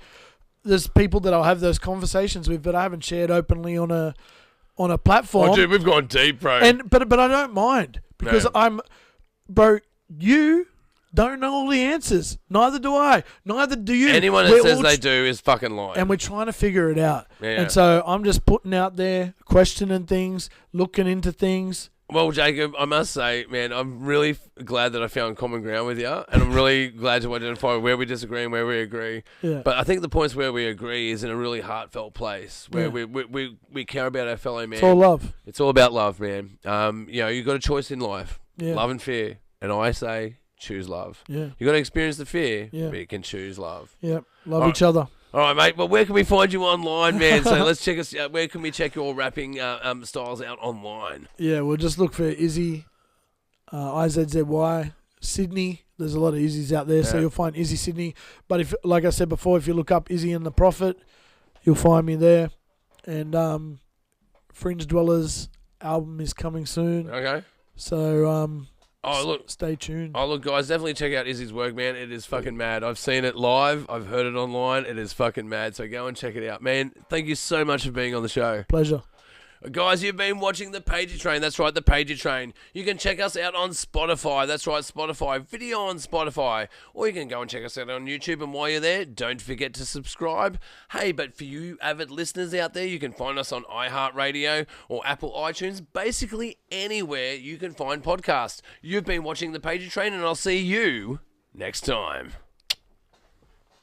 There we go. We're all done, man. We made it. How fucking long was that podcast?